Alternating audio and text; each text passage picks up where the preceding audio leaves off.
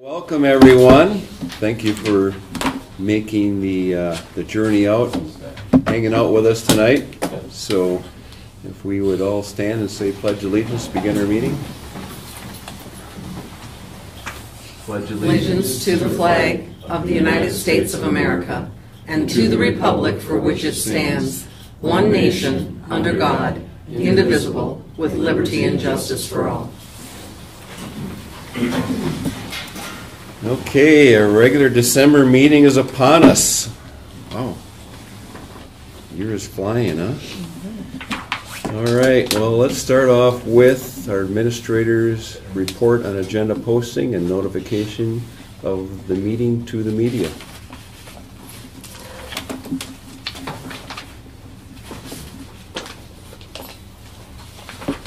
The agendas were posted at the Three Lakes School, Sugar Camp School in the town of Sugar Camp, the town of Three Lakes, the town of Monaco, and the media notified were the Vilas County News, the Northwoods River News, WRJO News, WXPR Radio, and WACD WATK Radio. All right, very good. Thank you for that. And any amendments on tonight's agenda? No. No? All right. I will seek a motion to approve tonight's agenda. So moved. Second. Motion by Terry, second by Stacy. Any other questions? Hearing none. All those in favor signify by stating aye. Aye. Aye. Opposed? None heard. Motion passes 5-0. Next we go to 2A. We're working on a different format, and Terry, our district administrator, will explain a little bit here in a few short minutes. But our number system has changed because we've moved to board docs, so this is the first meeting tonight. And so we're on 2A now, routine approvals, approving the minutes of the November 17th, 2021 regular meeting.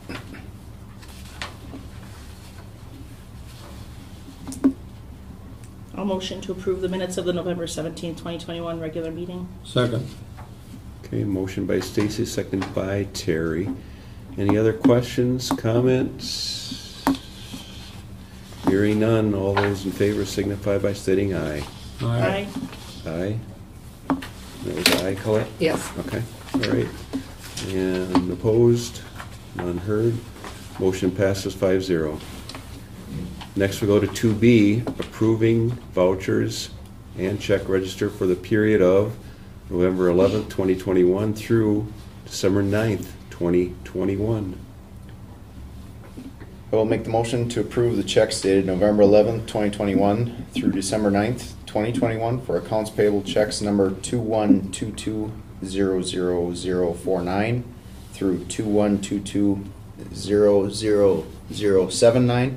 Regular check numbers 125677 through 125834, and manual checks number 5248 through 5257 in the amount of $619,150.78, and ACH payroll checks number 900036438 through 900036687.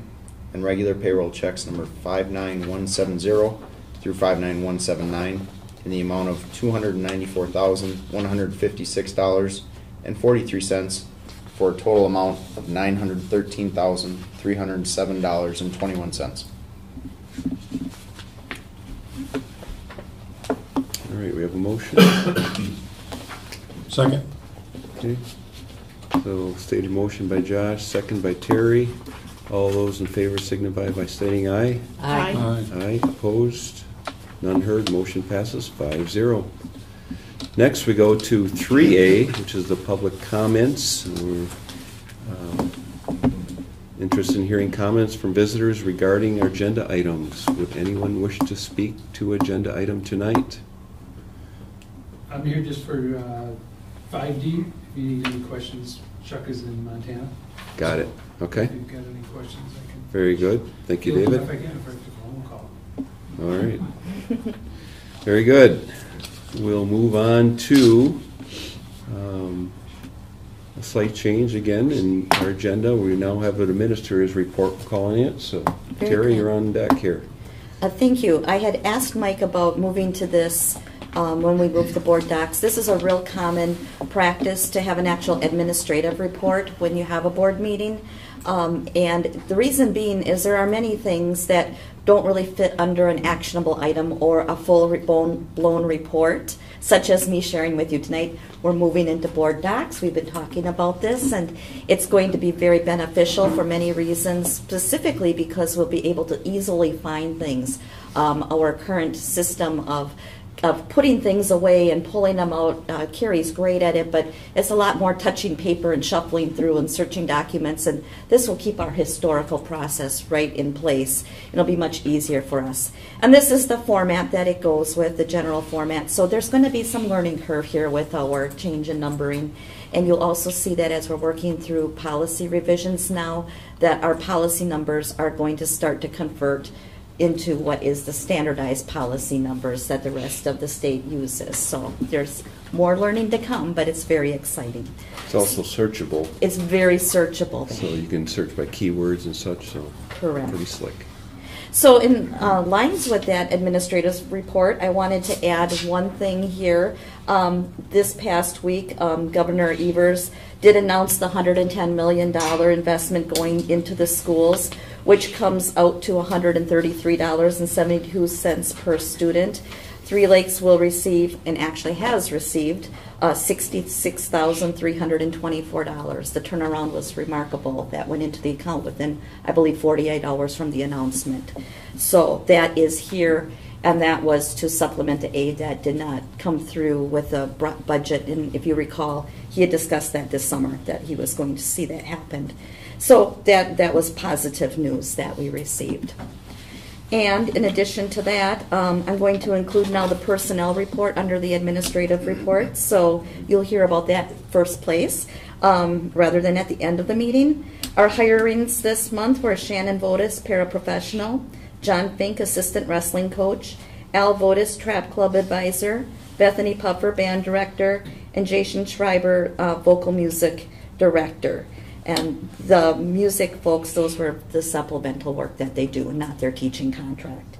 And then resignations, Christine Clow, paraprofessional. If you recall this spring, she reached her 10-year mark. She has decided to retire. All right. Congratulations on her retirement. And thank you for everything that she's done for us over 10 years. Yeah. Okay, so that concludes the report then? It does. Perfect. Next, we're on to 5, new business, 5A being January meeting dates. The January meeting date is scheduled for the 26th at 6 p.m. This is a week later because the 19th, some of us will be in Milwaukee for the convention. So we'll need a motion to change that from a regular. We didn't do that prior in the prior meeting. We did not. We'll need a motion to change it. I'll from make a regular. motion to change our regular meeting date to the 26th of January at 6 p.m. Second. I will more than likely not be able to attend. I have a trip planned out of town unless something changes. Okay. Is there better nights or something for you that week or no? Wednesday would be the day that I would leave. So I mean, if we did it Monday or Tuesday, I could make that work. The Okay. 25th.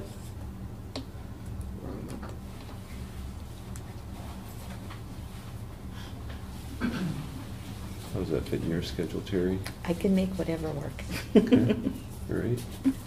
Tuesday be a better day? Work for you? Tuesday would work for me. Tuesday'd work fine for me too. Tuesday the 25th. So I'll amend my motion to be Tuesday the 25th at 6 p.m. Okay. Stacy, that works for you? Yep. Perfect. Okay, so we have a motion on the table. Second. Okay, motion by Colette, second by Stacy. And anything else to consider here? We're all good? Good. All right. We'll seek approval. All those in favor signify by stating aye. Aye. Aye, opposed? None heard. Motion passes 5-0. Next, we go to 5B, consider approval of the hockey co-op with Rylander and Leona for 2022 through 2023. Is that I you, guess Charlie? that's me. This would be, for us, it would just be a normal renewal. However, Rhinelander is seeking to add Leona to this co-op now, so it's, in order, for the WIA, it's seen as a new co-op. So nothing would change on our end. They're just adding a player from their Rhinelander area has moved to Leona and is wishing to play hockey. And they're looking to prove that at their board meeting as well. So for us, it's just a normal approval. We've had hockey there now for a number of years. And we have, normally we do them for every 2 years, correct? Correct. So But again, this is a new co-op based on a team being added to it. and that's the reason it's just for 1 year then? Right. Yep. Okay, Yep. all right. Okay. Do we have any student We have two. athletes? We do. We do. Yep. Okay. We got 2 that are participating. We had 2 last year as well. So we have a junior and a sophomore this year. So we look forward to having 2 Yeah. again next year. Good Maybe option. more. All right. Okay, Do you need a motion? I do. I'd Yep. like to make a motion that we approve the hockey co-op with Rhinelander and Leona for the 2022-2023 years. Here. Second. Okay, motion by Terry, second by Josh. Any other questions? No? All right. Let's vote for approval. All those in favor signify by stating aye. Aye. Aye, opposed? None heard. Motion passes 5-0. Next, we go to 5C, consider approval of the volleyball tournament overnight stay. All right. This would be something, well, we've had overnight stays for other sports. This is something that volleyball is looking to do. It would be before school next year. I believe it is 8:27, or 8:29, 8:30, or 8:28 and 8:29. It's a Friday, Saturday tournament down in the Green Bay area. We got invited to based on our performances in the past years. It's called Beast in the East tournament. So it's a very competitive, highly touted tournament that we've been invited to. So our coach is asking if we can participate. And to do that, they would do Friday morning, stay Friday night, and come back Saturday after the tournament. And where again was it at? It is at Notre Dame High School. Actually, well, I don't know if it's at the high school or if it's at the rec center. It's somewhere down there. All right.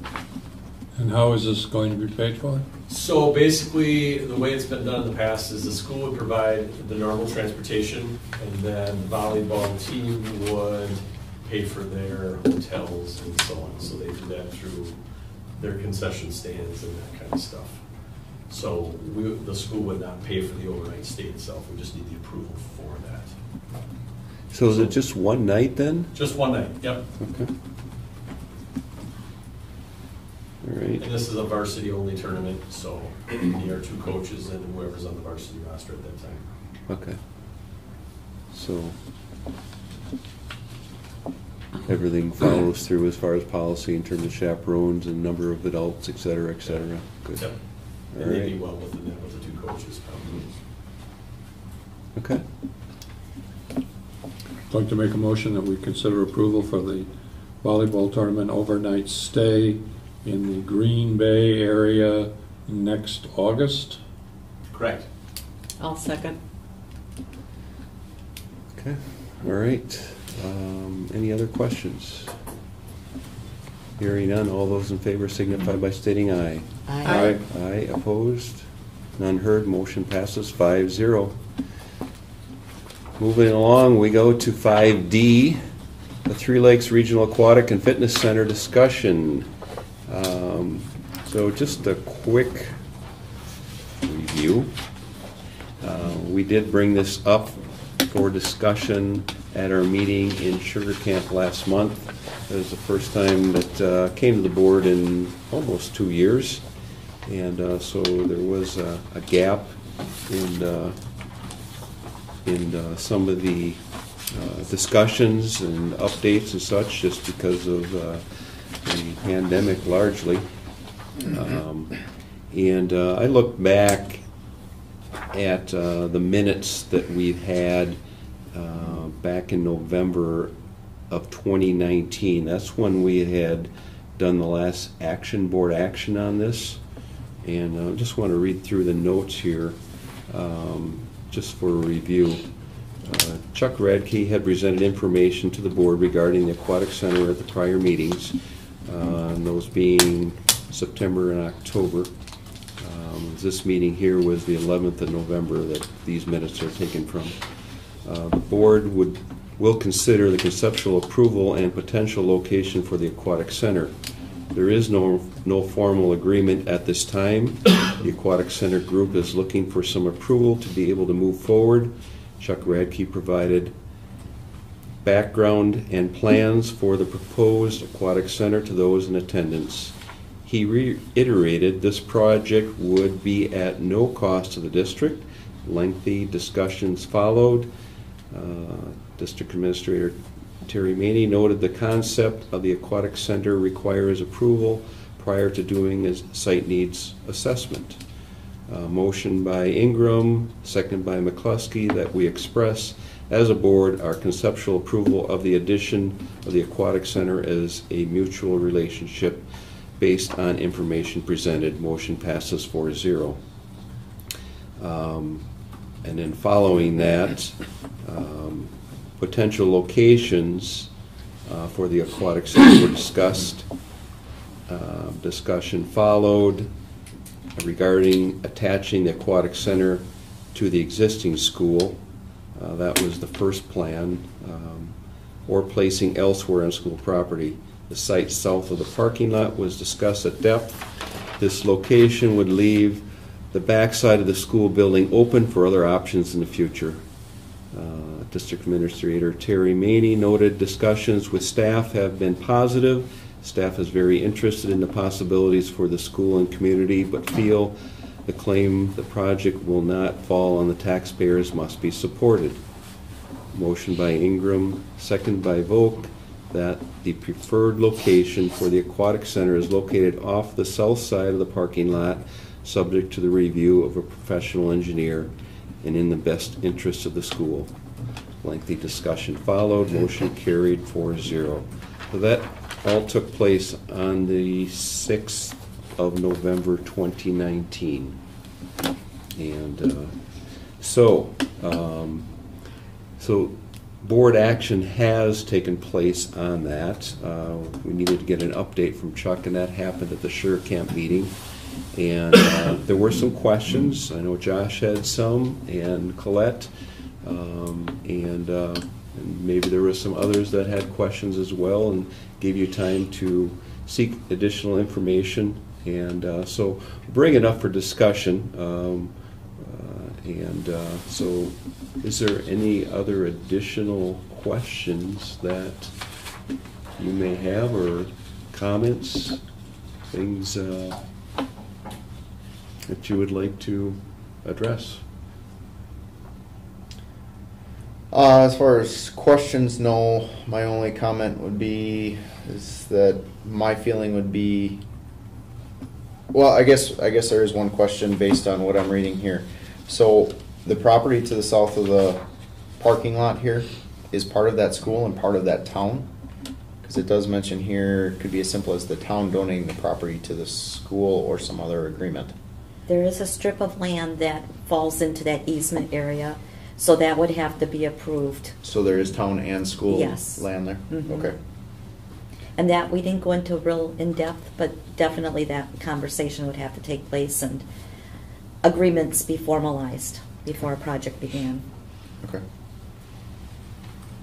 Yes, what I handed out to you was a memo summarizing what Phil Kriesel had brought back to us, and when Dave Kirby, myself, and I met, these were the things that he had brought up as considerations that we need to keep in mind for when we get down the road to that point. And I just thought for your background information, it'd be nice to have this to refer to. Yes, thank you. Okay. Yes, initially my only comment in regards is, my biggest one for start is I would feel that the property should be sold and or donated, however that might work, whatever is Three Lakes property, Three Lakes School property, should be acquired by the Aquatic Center. I don't think that should be on school property. Okay. I have no problem with, an easement between, some sort of a use agreement between the two, but I feel like properties should be separate. And as we mentioned before, there are definitely a lot of details that would have to Mhm. get worked out, Mhm. and that would be something that we could definitely discuss and bring to the table. The intent is basically gives conceptual approval. Chuck needed that to start moving forward with seeking donations from foundations, people in the community, et cetera, that are interested in this project.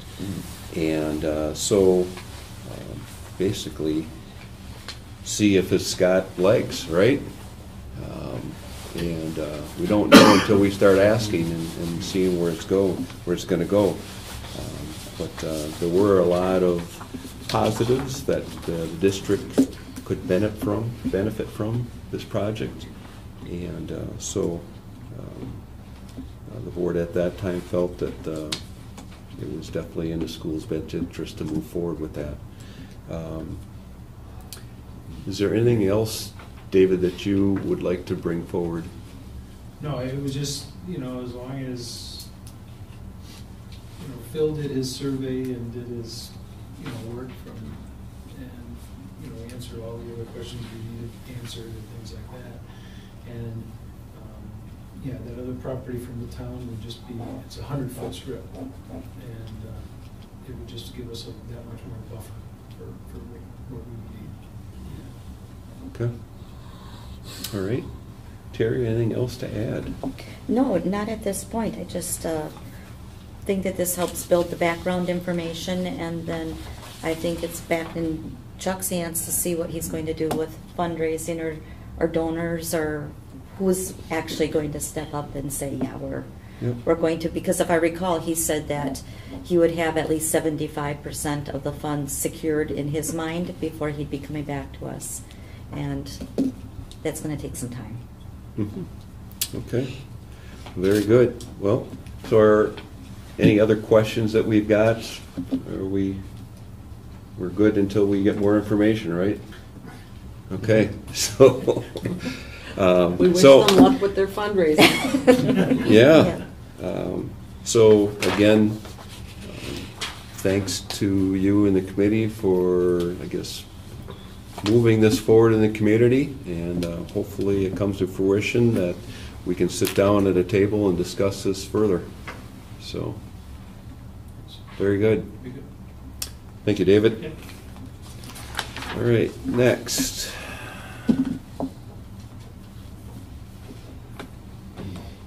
Okay, next we have 5E, discuss future consideration of the honorary graduation diploma. Okay, thank you. I appreciate having this conversation tonight. I bring this as a preliminary discussion because next month, if you see this as fitting and something that looks like what we believe in as a Blue Jay district, and honoring our community members and our graduates, I would like to bring it forward for formal policy. Currently, we grant diplomas to veterans who left early for reasons of war or hardship and tied to their service, and we have over the years given some of these diplomas out. And I know that Captain McCluskey's been real instrumental in driving that communication piece of it. A second piece of it that has come my way that I would really like to move forward is there are also hardships that have happened in the past, and this really applies to people who are probably now in their 80s, early 80s and such, who had to leave before they completed the graduation requirements, but they have lived and served in the community and been very instrumental in shaping who we are and very much present both physically and supporting our district. And it was a conversation that was brought to me earlier this summer, and I really did some investigation because I thought it really captured the spirit of who we are. So what I'd like to do is, I did a draft proposal, and this would not be anything that we would approve till next month, but so you had some language in front of you to be considering, and then I did put it in board docs. Our policy is quite vague, the way it's written for graduation requirements.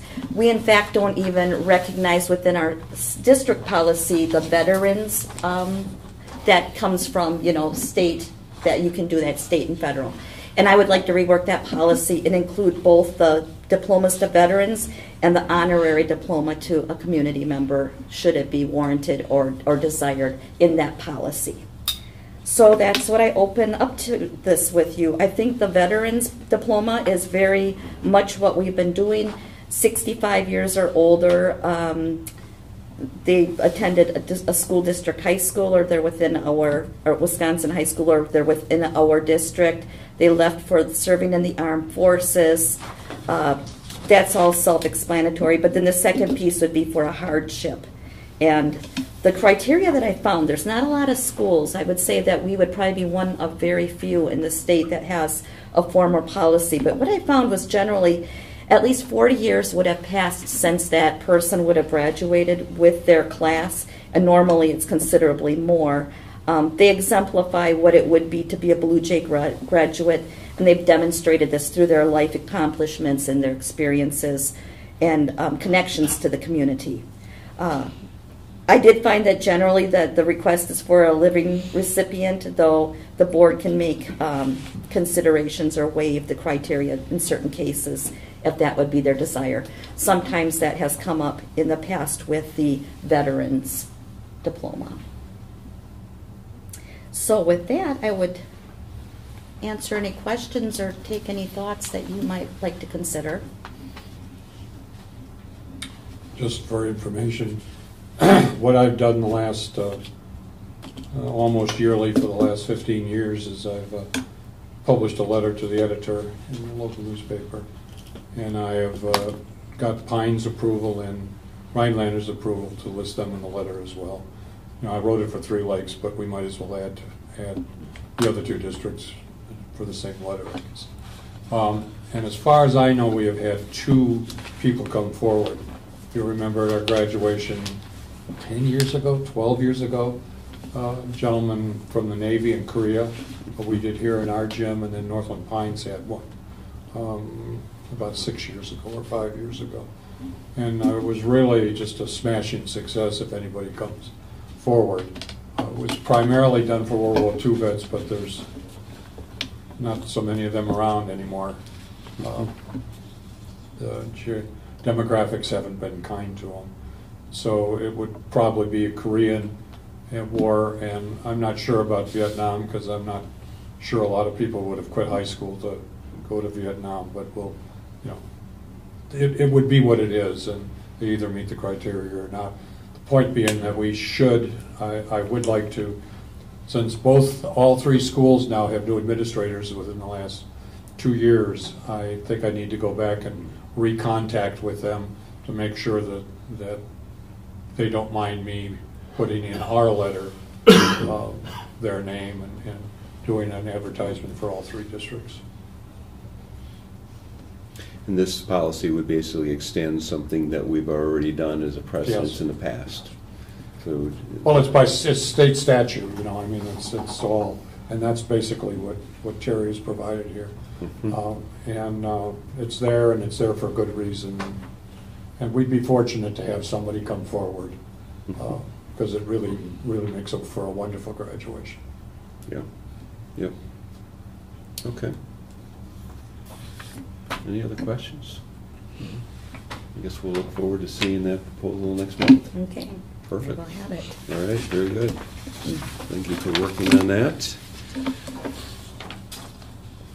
Next we have 5F, review and discuss the WASB resolutions. Yes, and then you did get the resolutions in advance. I'm wondering what your preference is. Do you want me to talk through each of them specifically, or would you prefer that if there's questions about certain ones, we just talk specifically to that?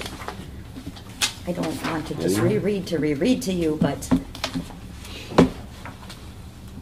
I'm I'm willing to talk through. Not as many as I've seen in the past. It's much- No, usually there's about 18 of them. Yeah, This it's more is a streamlined. skinny year. And a couple of them have actually been put forward by the WASB Executive Committee, or Yeah. Board of Directors. Mhm. And can fill in whatever information anybody would like on that one. That would be Resolution 22-8. With the NASB. Yes. Yes. Yeah. Okay. I could fill you in on the current status or whatever anybody wants on it. Okay. Well, you want to just go through them? I think there's 10 of them Sure. here, right? Sure, and I just wrote some notes for myself. Resolution 01, Safe Harbor legislation. That is WASB supporting passage of this legislation to protect youth who have been subject to child sex trafficking from criminal prosecution for prostitution. This was really derived from the fact that it was almost used against children who were caught as victims and the fear that they could be charged with prostitution. And they want to make this a safe harbor, that the stories should be told rather than not. So that's where that one has gathered support. It's pretty much self-explanatory. Any questions specifically on that one? No. Okay. The 22-02, annual inflationary or greater increases in per pupil spendable resources for public school districts that meet or exceed inflation. This would, under current law, provide lawmakers with additional spending authority to support annual increases and to keep up or exceed inflation. It gives them more clout and flexibility when trying to keep funding of schools up to par with the costs that are in real time. In 2203, funding for children with disabilities. This is an amendment. This is something that we hear frequently about because special education is never reimbursed at the full rate, and this would be not accepting less than 60% of the prior year eligible costs. This is a long time issue, and it really becomes a problem for districts when they maybe have high costs or high needs, and then there's a change from one year to the next. Small district can be very much affected by that, and the ups and downs in funding can make for difficulties as well. Yeah, basically, by law, they're supposed to do 60, but they only give us like what, Carrie, 26% or something like that? Yeah. Is that about the right number? About that, yeah. Yeah, so they're far from meeting what they pledged initially that they Right. would meet. Yeah. Then on 2204, the advanced learning, it's an amendment. Amend the language of gifted and focus on identifying and addressing unmet learning needs of students capable of high achievement. Districts should provide acceleration options. In reading through it, it could be low-cost measures such as opening the door to early enrollment to help meet the needs of students. I think this is trying to maybe update and modernize some of the language of gifted and talented or special needs. It's what the needs of the child are, regardless of where they fall on that scale. And I'm particularly hopeful for this one because the admission requirements do hinder us, and there are times when you have a child who is probably ready for school earlier than the calendar, and our policy currently is 30 days, but that has impacted us on students who we can receive funding for. So that's something that we should be really quite aware of. And I know that in the past, we've always had a little bit of difficulty with this gifted and talented Terminology. Yeah, because we feel that every student is gifted and talented in some way. Right. And so I think it's just a reflection of some of the things that we've done. 2205 is broadening staff expenditures eligible for state categorical aid for school mental health services, looking to include social workers, school counselors, and school psychologists. It broadens the DPI-issued pupil service license categories to be eligible for state categorical aid, and with the emphasis on mental health services and providing more opportunities for children to have these needs met. it would give more flexibility to those who could be serving the students. So this was extremely specific before, and they're just... Yes. Yes, it was very much directed towards a DPI educational license, where this is broadening the scope to say these other people, though they work in schools, they could be eligible for further consideration. Okay. And then, was that 5 or 6? It kind of goes along with it, broadening the scope of mental health services. WASB supports legislation to broaden the scope of mental health service professionals eligible for reimbursement from the state to include the social workers, licensed mental health counselors, licensed mental health psychologists, and community mental health coordinators. And there has been a shift where the providers are more available to be brought into the schools. It's happening a lot to the south of us. We just face the constant struggle that in the North Woods, though we would like to have these people, there's far more need than there are professionals available. In the Resolution 2207, Curriculum and Professional Training on Asian Americans and Pacific Islanders, WASB encourages Wisconsin public schools to develop an educational curriculum and professional training to teach the history, culture, and contributions to the economic, cultural, and social development of Wisconsin and of the USA. And that's my summary of it. That one did catch my attention, actually, because it's very specific. As you read through, it's really trying to address, I believe the intent of this came out when the pandemic began and the coronavirus was attached to China and the Asian nations, possibly. There was striking out in hate crimes against Asian Americans.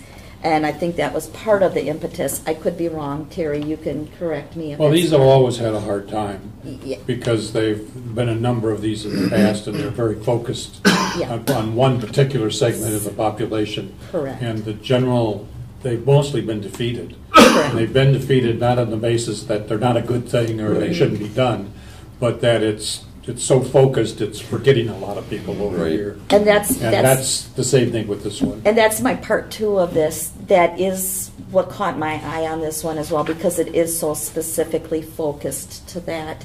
That although the WASB supports it, I don't know that it'll gain clout or steam.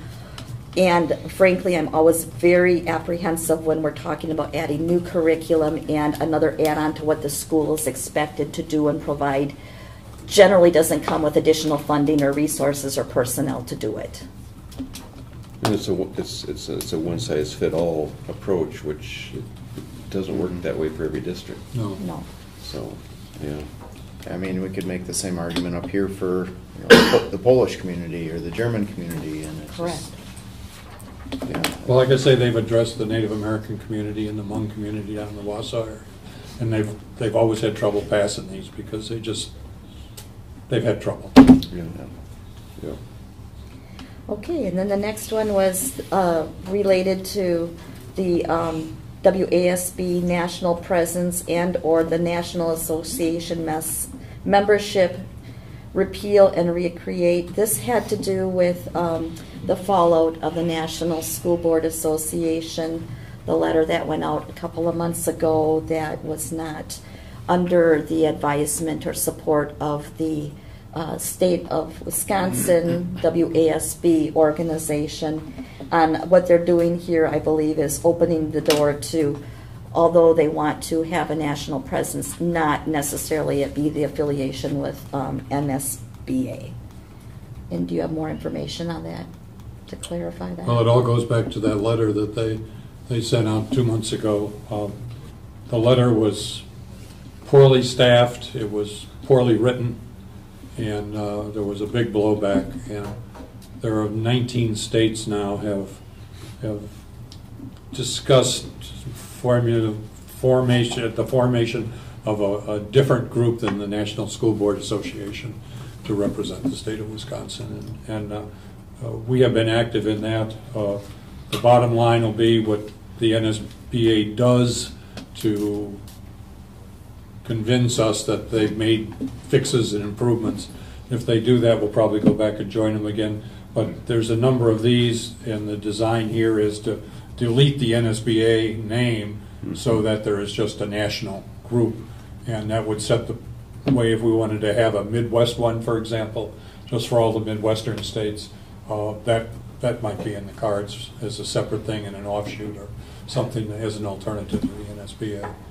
I have no idea how it's all going to turn out in the end, but you know, there's lots of big guys are playing lots of big games with these things, and so we'll see how it works out.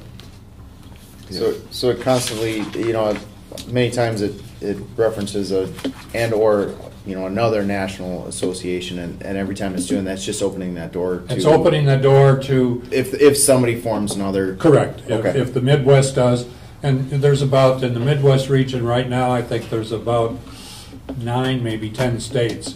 Goes down as far as Kentucky, and then the ones you think of, Pennsylvania, well, Ohio, Indiana, Illinois, Wisconsin, Minnesota, Kansas.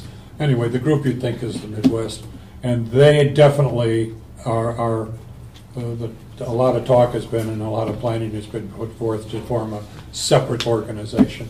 But you know, that's not so easy to do because, you know, how's it going to get paid for? And you got to get reps to go to Washington to represent you with the Congress.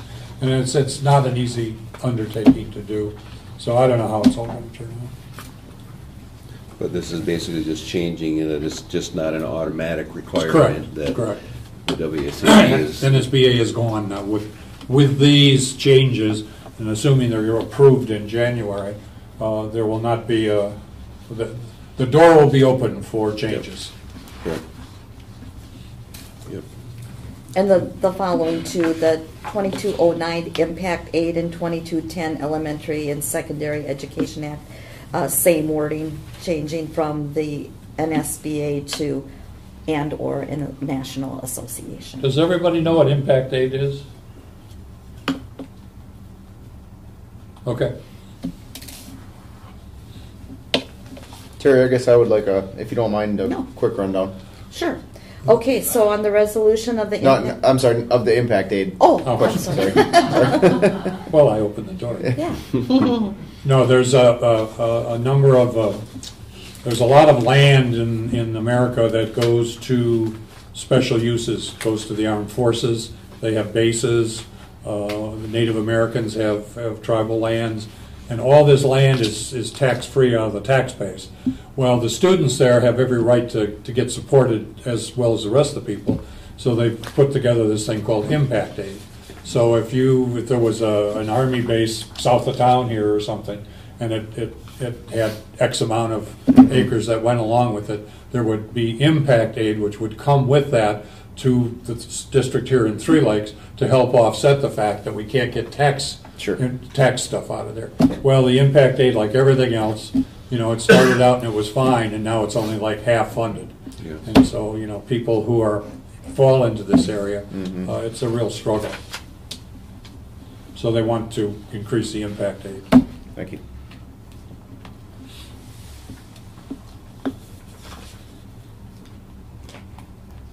And then the Elementary and Secondary Education Act, that too was to change the national to a national presence rather than not to specifically say that it's National School Board Association.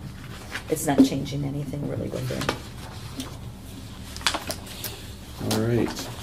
And the Three Lakes District designee, is that Stacy?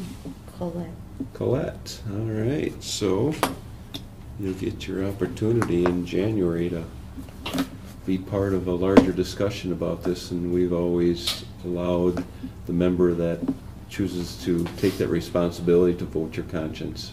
So I'll take my conscience with me. Well, we get 2 votes, so instead of 1, you get 1 and I get 1. yeah. Terry will be at the big table. So Terry, what's your feel on the board of directors? I mean, do you think this is something that, I mean, is it fairly split, or are they? No, I think the mood would be that if a sensible change would be offered by a Midwest group of people, I think that Wisconsin that our board of directors would go along with that and support that. You don't see them backing up and going back with NSBA, do you? The NSBA would have to make a lot of changes. It's a wake-up call. Well, this is really a wake-up call. Well, and that's why I don't want them to cave and go back. I mean, they played some cards, and I hope they stick to them. Well, I think they're gonna, and I think the board of directors, just judging the board of directors, I think that we would support whatever our director says, John Ashley, and John Ashley is very active in forming a new group, and so probably 90%. There will be an affiliation, and it's likely not to be NSBA. Okay, thank you. Very good. All right. Good discussions. And next, we'll move to 5G, the fall sports report. There we go. That's me. Charlie. Well, sorry this is a month late, but I had to leave town in Honorary. So we had a lot of really good things to celebrate in the fall. I'll just start with cross country. I don't know if you guys still have it in your packet or if you had it last month, if you had a chance to read it. But in cross country, our numbers were small, but they brought home a lot of medals. The kids that ran were very highly successful. We had, in fact, they had 18 medals that they earned at high school meets this year. We also had the individual girls conference champ, and we also had a runner qualify for the state tournament for the 6th year in a row here. We had 2 all-conference runners. We had one on the boys' side and one on the girls' side. So the numbers were small in the high school, but in the middle school, there were quite a few. So the future looks a little brighter for cross country. The nice thing about that is you can run individually. It's kind of like wrestling, and you don't necessarily need a team. However, I know the runners would like to run with a team. So you need 5 runners to run with a team. So we haven't had a boys team in quite some time. I believe it was the last 2 years now we haven't had a girls team, but before that we did. So Coach Lavandusky does a nice job. Sophia Nofsinger is a freshman here, qualified for the state tournament. It's a beautiful day down there, unlike some of the other days I've been down there. Couldn't ask for better conditions. It was just, I know that she wishes she had that race again. I think her nerves got to her a little bit. And it didn't help that we got there earlier in the morning and she didn't run until the second to the last race of the day. But you only have a small window to walk the course. So I felt that being her first time, we needed to do that with her. So, moving on to volleyball. Volleyball had a great year. We had ramped up the competition for this team and knowing that they needed it to prepare themselves. They had a lot of high finishes in these invitationals. We went to Spencer. We were at DC Everest. We were pretty much all over the state that we could find good competition. Brought home a lot of first place, if not first place, a second place, or so on like that. Team finished 33-5 this year. They were 12-0 in conference. They were conference champs for the third year in a row. They were regional champs for the second year in a row. And it probably, as many of us lived here in this room, they suffered a loss to a team that in the sectional semifinals that they'd beaten previously 3 times. In very close matches. What we lost here at home. So kind of a bittersweet ending to there. I know they had a lot bigger aspirations, and I believe that they could have done it. The team that beat us went on to play in the finals at state. So we had 3 first-team all-conference players. We had 1 second-team all-conference player. We did have the co-conference player of the year, in Mari Zeus. We had 2 first-team all-state players, Kara Sowinski and Mari Zeus. And we also, another milestone for those of you who are bigger in the volleyball world is Kara hit 2,500 career assists. And the week that she hit that, she was nominated and won the WIS Sports Triple Threat Athlete of the Week. So it was to a senior that does great things in not only one sport but multiple sports. In volleyball, our numbers are very strong. I know Justin and I spoke at times. I mean, we had, and Jen can attest to this as well as our middle school coach, we had over 60 girls in a small school participate in volleyball at one point in time. The number of volleyballs got to be a problem. So it's a good problem to have. So I think the future is very bright in volleyball. We've got strong numbers and good. Unfortunate for that group that is leaving and a very strong group that's leaving. It's carried this team not only this year but for last year as well. Not to take anything away from last year's team, they were very good as well, but a lot of good juniors assisted the team last year, and now that we're losing that class as well. So we'll have to hopefully reload. So. All right, moving on to boys soccer. Boys soccer had the best numbers that I've seen since I've been here. There were times where we were playing with 12, 13, maybe 14 kids. This year we had 21, most I've seen in the soccer program in like I said, 6 years. We did have 8 seniors in that group, so we are losing quite a few, but I think we should be bringing a few players in that will help. The record was a little deceiving. The record was 9-5-4. Doesn't sound that great, but they played a really tough schedule. I mean, we play Northland Pines, we play some of the bigger mission schools, we play Lakeland, we play Antigo, we played Amherst. I mean, we played a lot bigger schools than us. I would say their big signature win this year was against Lakeland. It was the first game of the year. Here, we played them to a 3-3 tie. Over there, I think it was our last game of the year before we went to the playoffs, we beat them 1-0. Lakeland was a number 1 seed in the division higher than us.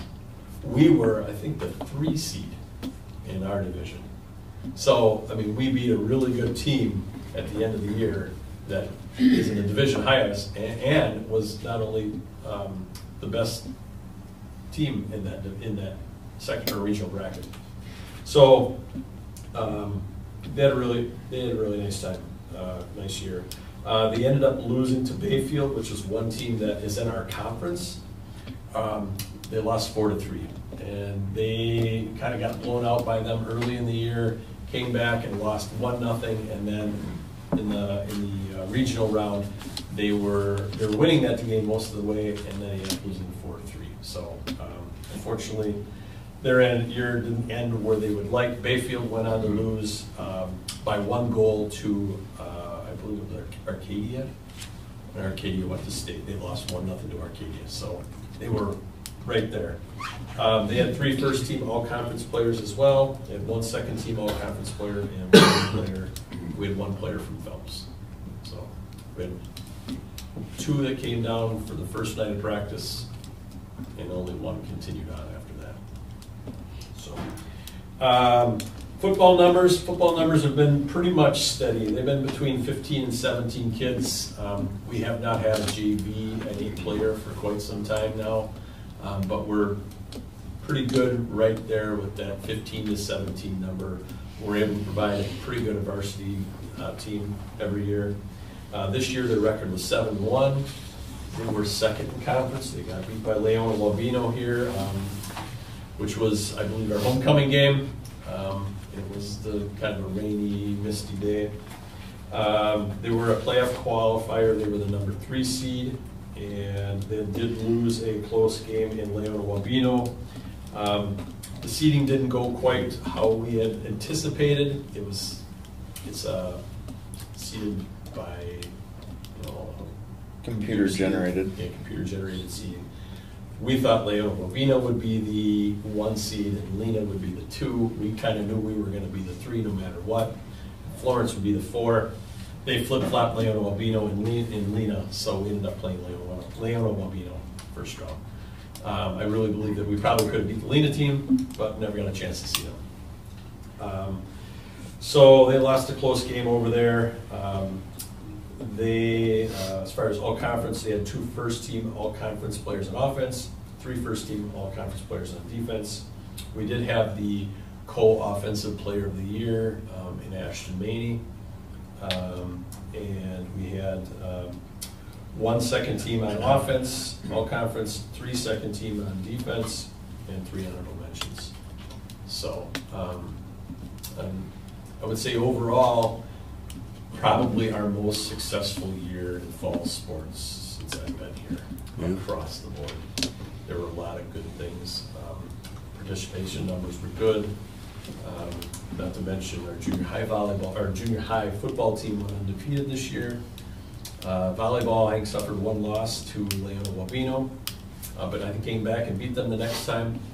So things are looking pretty good. So we're highly competitive in just about every sport that we put out there right now. So, but we've made some good moves to make that happen. It was a good move to go to 8 player. It's kind of where we belong. Our volleyball numbers are good.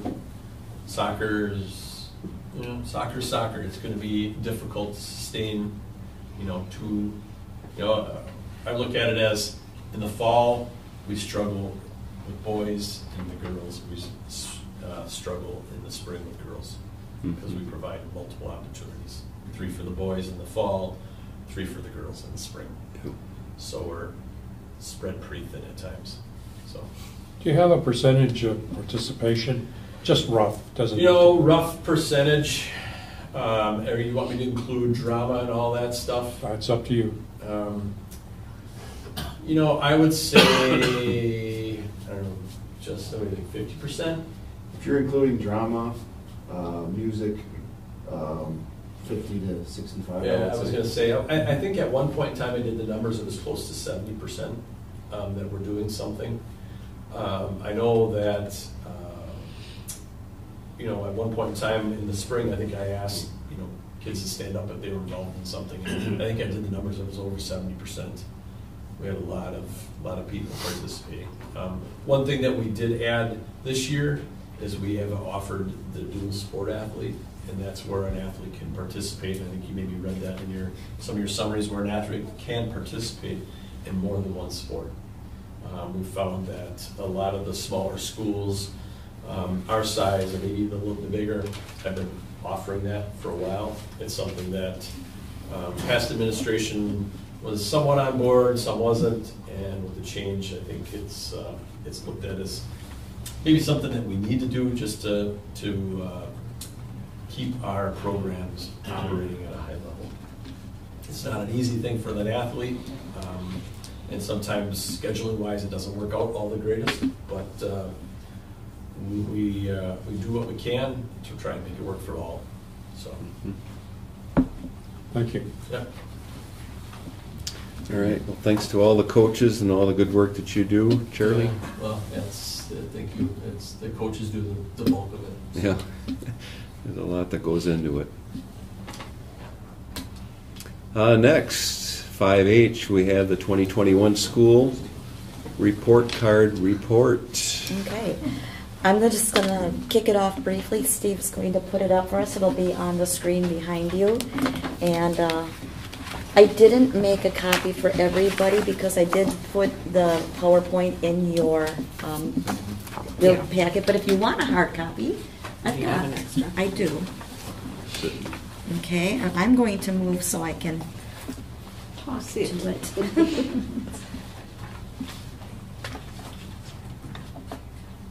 Yes.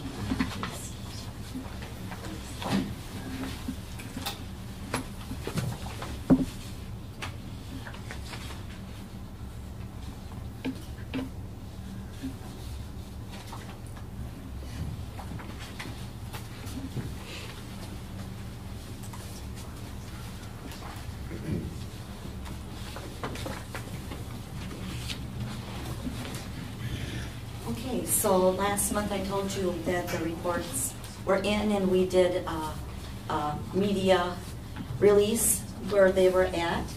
And so this is going to break down, we're going to look really at schools, but just for the overall district report. What I want to do with tonight's presentation is just review some of the trends that we're seeing, review some of the takeaways, and then discuss some of the considerations for our future. Our overall district score was 73.7, which exceeds expectations. If you're remembering numbers from other years, all school districts in the state went down, generally by about 5 points. The new way of calculating the scores were changed. Steve can probably tell you a little bit more specifically about that. But there was some shift in the criteria. And I also want you to be aware, as we're talking through this, that even though it says 2021 school report cards, this is data from 2 years out. So we have the gap here with COVID. And so some of this is actually in the data world getting a little bit older. This is our detailed report, and you can click onto the links and look at them closely. Go right onto our own website if you want to see the full details. Jen had that published and put up right away the next day. Overall, again, we're exceeding our expectations, but I think administratively we all feel like there's always room for growth and we can even do better. Terry, what's the scale, 0 to 100? Mm-hmm. It is. And 73 would be? It's not a percentage wise. It's like, I think it's 80, is it 85? And up significantly. Yeah, it doesn't equate to specific percentages. Like if you're above a 50. 73 isn't a C minus. No, it is not. A 70. That's sort of what I was thinking. No. What do I know, you know? No, it doesn't work that way. And you know, I can get you the breakdowns. I'm sorry, I should have had that. Well, what would be the top number, for example, in the state? 421 districts. Well, the top number of the scale would be 100, but I think the highest number I've ever seen is probably a 91 or a 92. Okay. Yeah. And that's if you're significantly exceeding in every area of these criteria. Okay. I think if I remember right, 70 is the cutoff for exceed expectations. So 70 to whatever it is, 80 something. 83. I think. 83. And these are the priority areas, and just for your information, they look at achievement, growth, the target group outcomes, and on-track graduation. And the principals will talk more specifically about this, but you'll see it outlines where the district is at compared to the K-12 of the state schools. And like our English language arts, we're at a 65.7 for our score between math and ELA. If you look, you'll see that in ELA that we are a little bit above, you know, the state average. In math, just a little bit. It's very close. But that's, again, something that we want to dig down a little bit deeper, more deeply into. Growth score is looking at how much progress is made. And that one in ELA, we're neck and neck. I mean, those two are the same. To me, you want to see your growth score as your biggest score, because that says what you're doing is working. You're helping kids from where they're at. You're meeting them where they're at and getting them to where they need to be or beyond. The target group outcomes, that for our district is our special ed population. Right, Carrie? Is it something else? Not too? necessarily. It's the bottom 25%. Oh, the bottom 25%. Okay. The bottom 25%, I should say, yeah. That's the change. Okay. Yeah, that is the change. In the past, it was looked at a little differently. This year, they did change that criteria to the bottom 25 percentile rather than your special ed population. And then on track to graduation, this is where it takes into your absenteeism, and then your graduation rate. They look at the scores in 3rd grade and in 8th grade, as well as there's some further studies what you're looking on post-graduation too when you're thinking about a district, how kids do after they leave. That's not necessarily reflected in this report, but that is something that is considered. Okay, next one. Okay, we're going to probably go through and look at each of those 4 criteria in each of the schools. So I'm starting out with Three Lakes Elementary. Our overall score was 80.5, which is in the exceeds expectations category. Our school is 19.7% students with disabilities, 43.2% economically disadvantaged, and we had a very small percentage of English language learners in there as well. As Terry talked about, the state has changed some major facets of how these scores are calculated. I will talk a little bit in the next set of slides about focusing on our proficient and advanced numbers versus these kind of scores that the state gives us, because that gives me at least a more steady look at whether we're going up or down. First category is achievement. In each of these screens, you want to be over, as far to the right here as you can get is better. If you're down here, you have some work to do, I guess, but this is where we are in just outright achievement score. If you look on here, it's really small, but right there is the ELA score, which was 76.1, and over here is the math, which was 71.5, and then they get that average 73.8 for the achievement score. Next two slides also are achievement. Now this is where I was talking about the proficient and advanced. So ELA over here on the left, you look at that blue and purple, that's our advanced is that light blue color, proficient is the purple. Those two blocks together show you that the kids are where they should be.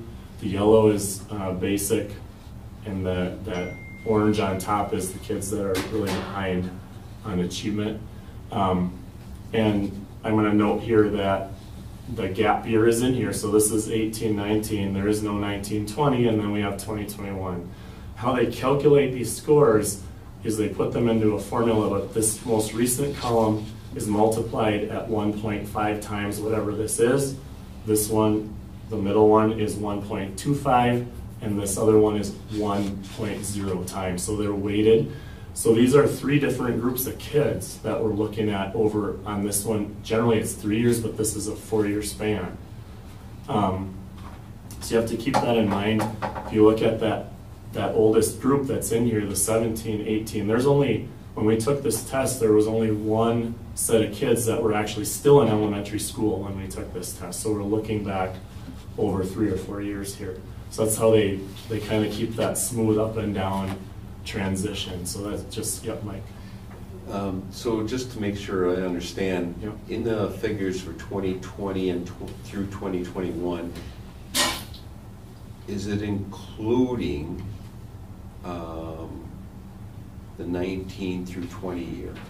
It does not have 19. We didn't take tests in 19 and 20. That's the year we had to go home for COVID. Yep. Okay. So that's not. So there's nothing in there. Correct. And I'll show you a graph in a minute where I'll talk more about that, Okay. what we can see and what we can't see. So our ELA dropped here. Our math is fairly steady across these 3 years. Any questions on that slide? I think it'll be clearer in the next one. I'm gonna get up too so I can see this. Sorry. So this is only the elementary school, and this is historical over the last 5 tests. So starting in 15, 16 here. This is our report card score. And you can see it's always been above 75 for these 5 years, but it doesn't go up or down drastically on any of those. The blue one is our ELA proficient and advanced number. Okay, so if you went back, there was no test in 14, 15 because they were revising the test. But if you go back, there's an upswing here, and then we stay kind of steady in the middle. And I'll talk about this in a minute, but this ELA drops big time last year. But you have to remember there's a gap in here, so we don't know what happened in this 1 year. The yellow or whatever color this is here, that's our math number, stayed fairly consistent. And then these two lines, the green and the red, those are the state. The state ELA is red, and the state math is green. Okay, again, you're missing. I would attribute the upswing that we took 13, 14, 14, 15, 15, 16. That was when we said ELA is going to be taught the same way in both buildings with a unified program. Some of you were on the board and probably remember that discussion, whereas teachers were kind of teaching with whatever materials they wanted. So I attribute that to that changed. We got some good levels of growth there. Then we stayed fairly steady in here. This is my concern, this number. If you look at the state ELA, it does drop, but we dropped faster. I'm just going to give you, I have 5 points that I'm considering that we don't really know for sure what's going on there. But you need to think about, when Terry started, we sat down and had a conversation about changing, our changing population of students that we're getting in. So that's one factor, and we made some decisions and put some programs in place based on that we saw that coming. 2 is that we hired Amy Johnson as a ELA coach. This predates that being in place. This was the first year what she was coming on board and kind of figuring out what's going on. So that we don't see that in here yet. We did our new ELA program starting this year. So this is still, nothing changed in our program from this first year here to here. So we can't attribute this to a change in programming at all, because it's the same, we're doing the same thing that we've done across the board. COVID is obviously the big boogeyman that's out there that probably affected this. And I would also note too that on this last test, our participation rate was 85.9%, and in 18-19 it was 97.8, and in 17-18, or sorry, it was 98.9 and then 97.8 the 2 years before this. So we were missing 10 to 15 kids that were being educated outside of the building and didn't bother to test, didn't want to test for whatever reason, didn't want to come into the building. So that might have an up or down effect. We don't know what that effect is. You haven't identified those students where they would potentially be. No, in my head I can think of, I know there's a few that were very high achieving, and there were a few that were on the other end. So okay. It probably is a wash, but I just put it in because we can't say. We don't know. Yep. Is there a way to work in so that they can test even if it's not with the rest of the group? No, we had, I don't know. Todd, go ahead. We had a few that came in. We did just do did that in separate rooms. We hounded them, actually. We tried. We had people reaching out. So I had Keisha sit down with them, and we just did it in the library, but then nobody else was in the library. Yeah, it was a lot of it was just struggling to get rides in. That was honestly the bigger issue is to get rides in during the school day. Gotcha. Because it's a test. It's hours of testing. Right. It's almost 8 hours of testing, and you got to bring them in an hour to do math one day, and then another hour to do math the next day, and then it takes almost 2 weeks to get the whole 4 tests done. Sure. And then even more for 4th graders and 8th graders. And the state did not allow remote testing. That was the point I was making. Sure. Yeah, they had to. Yeah, I kind of figured that would be the case. Yeah. Any other questions on this chart, Mike? Looking at the math, going back, when was it that we switched our curriculum? We are, that's coming up too, but that's a good question. We're in our 5th year of a 6-year program, so 5 years ago. That's when we went from the Singapore math to where we're currently at. Yeah, yes. Okay.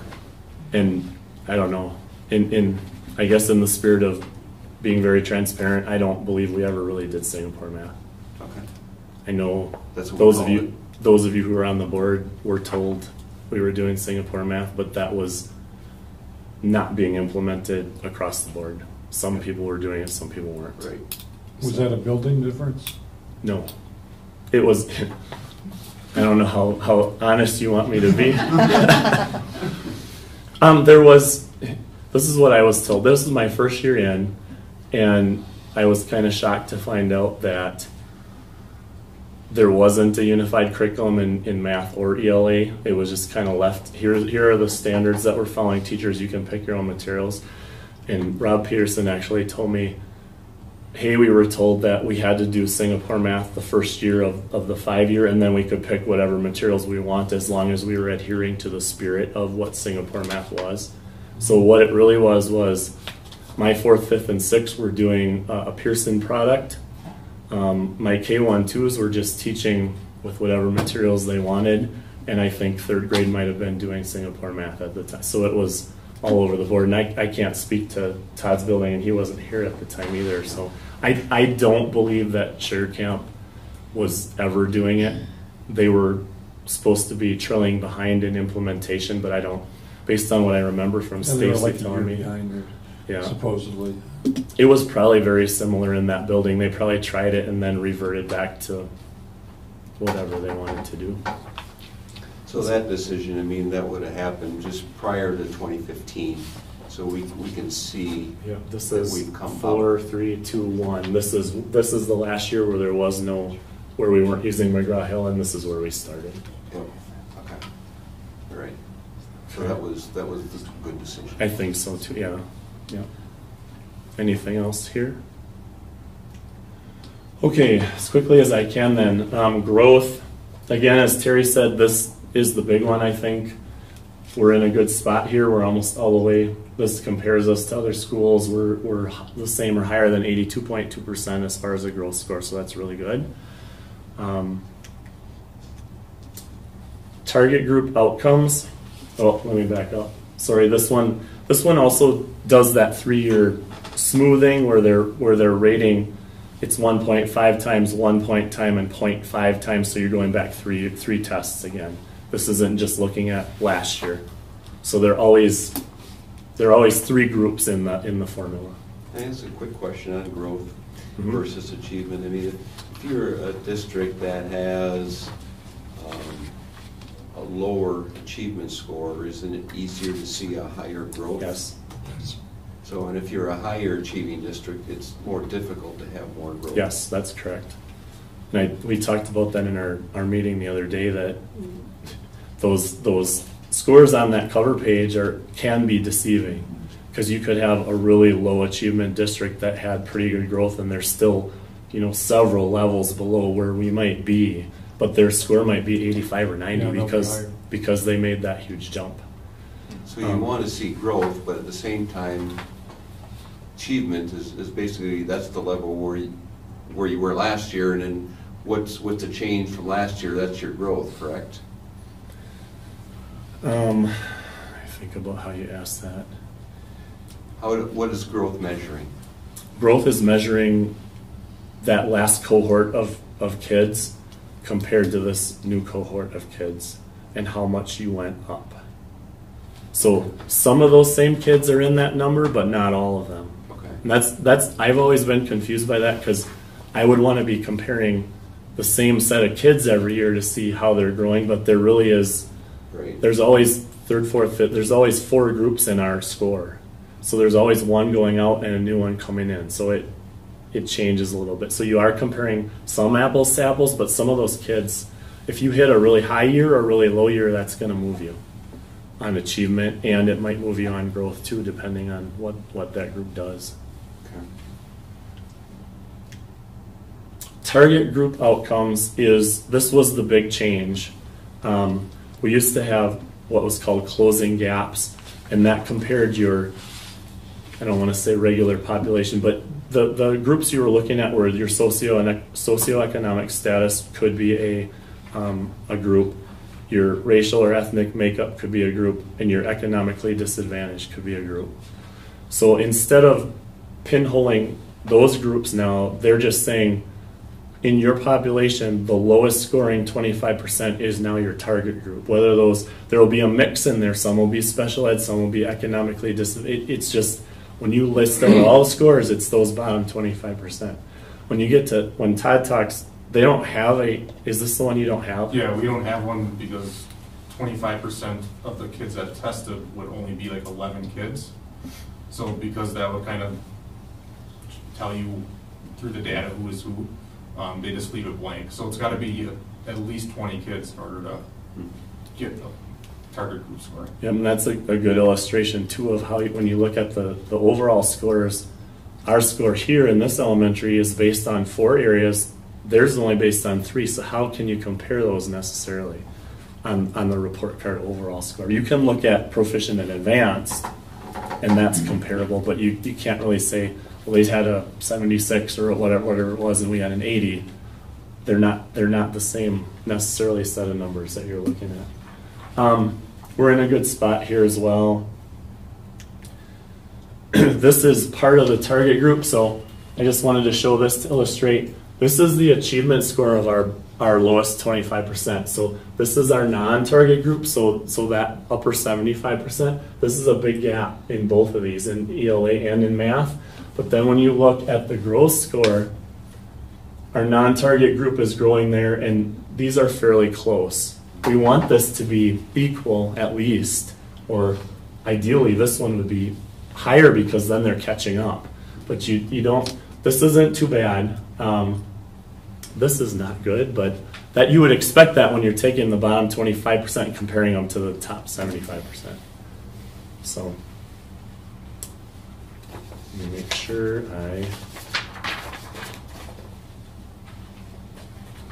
and also in this, I didn't put it up here, but our absenteeism is part of this target group score. So they look at your lowest 25%, what their absent rate. Our chronic and our regular attendance rates are nearly identical for our target group and our non-target group. So that's not an issue. I wouldn't say that's an issue for us, that they're lower scoring because they're not here. And the last one is on track to graduation. And for elementary school, they just use attendance and chronic absenteeism, which I just talked about. We're in a good spot here. We can shore that number up if we can improve our time. Yeah, I believe part of it's also third grade reading. Yeah, you're right. I didn't cover that either. You can talk about that one. Third grade reading, why they picked third grade reading, that's, yeah. I didn't put that one up. These are my takeaways. What we want to continue to do, what we're doing, and we should continue, I guess. Continuous improvement in math, as we talked about, we're in year 5 of a 6-year program. I think that's done a lot of good. We're going to finish that out, and just like we did with ELA last year, we'll start evaluating that next year to determine what we want to do when we complete that program, if we're going to continue with that or go in a different direction. Our ELA implementation is new this year. I feel pretty good about where it is. I think we are getting very close fidelity across teachers, across both buildings. I think everyone's invested in it. The coaching is the next one up here, but the coaching that Amy's doing is bringing in best practices for sure. I think teachers are learning a lot, so we're supporting them so that they can support our kids. Regular scheduled PD, we have that at least once a week. We have regular professional development days now that are built into the calendar, so we're doing a lot more of that than we were doing before, and I think you'll start to see the results of that in the coming years here. I want to focus in on essential learning. We have so many standards. I think we're starting to work on identifying and narrowing down what are the ones that everyone's got to hit, so that's important. This one, we need to watch the trends. Like I said, we have that gap year. We have to know if that, are we going to bounce back up, or do we have something else that we need to consider? So we have to watch these next sets of test results. Implementation of our vision of how to best support learners where they are. Terry talked about that. Carrie will talk about that more when she's up here. That's our support for intervention. It's also our special ed, the approach that Carrie is pulling us toward in the special ed realm. But not just the present it, test, and move on, but getting the kids to actually know the material and support them when they have gaps. This is just something I've been thinking about too. We need ramped up support for both our citizenship skills and norms, and social emotional supports, because obviously kids, if they're in crisis or they have these other needs, they can't learn. So we can't lose sight of that. And last, I think, again, this is one test. We always focus in these tests, even in our day-to-day ELA and math, we have to remember that there's social studies, science, the arts, the other pieces of education. We can't just worry about all of this, but this is important too. So, Todd, you're up. Are questions for me before I hand Todd the clicker? Perhaps a question for you and actually Carrie.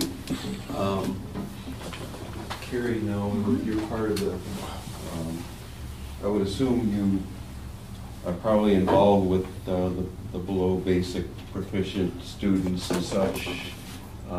Is there, I don't know if that's what we're calling it, right? Yeah. So, Yes. Yes. And I'll provide you with some data when I get to the special ed piece of the presentation. Okay, all right. Kind of some of the So here- things that we're already doing and where we're moving in the future. Okay, all right, perfect. Thanks. Do you want my, Did you print the whole thing? I had notes on the bottom. You had to print it with notes or? I did, yeah, oh, maybe I printed it before you. Do you want to? Computer? All right, overall score, we were at 76.6. Our achievement score, we were 70 in English, language arts, mathematics was a little bit lower at 60.9. These first couple of ones I'm just going to kind of fly through. The real kind of difference that we had between Three Lakes is our graduation score. We had some pretty big absenteeism issues, so that's kind of what I'm going to focus on. But and then also Steve kind of discussed a lot of what these are. So over the past 3 years, our English has gone down kind of progressively, about 3% to 6% a year. And then obviously here we see kind of the trend of COVID, I guess what you'd call it. Interestingly enough, that didn't really change in math. So in mathematics, we pretty much stayed straight across the board at like 35% as far as proficient or advanced, and then in language we see a drop. So to me, mathematics is still a concern because even though it's not changing, it's still relatively low at 6%. And then obviously English, Steve talked a lot about the language arts stuff that we're doing now this year, so hopefully that kind of rebounds coming up. So our growth score was also very good, 81.2. So that's, again, as Steve mentioned, it's are your kids improving and basically growth compared to everybody else. So this is broken down a little bit farther into not grade levels, but economic, social, economic status and stuff like that, and on who's improving. So.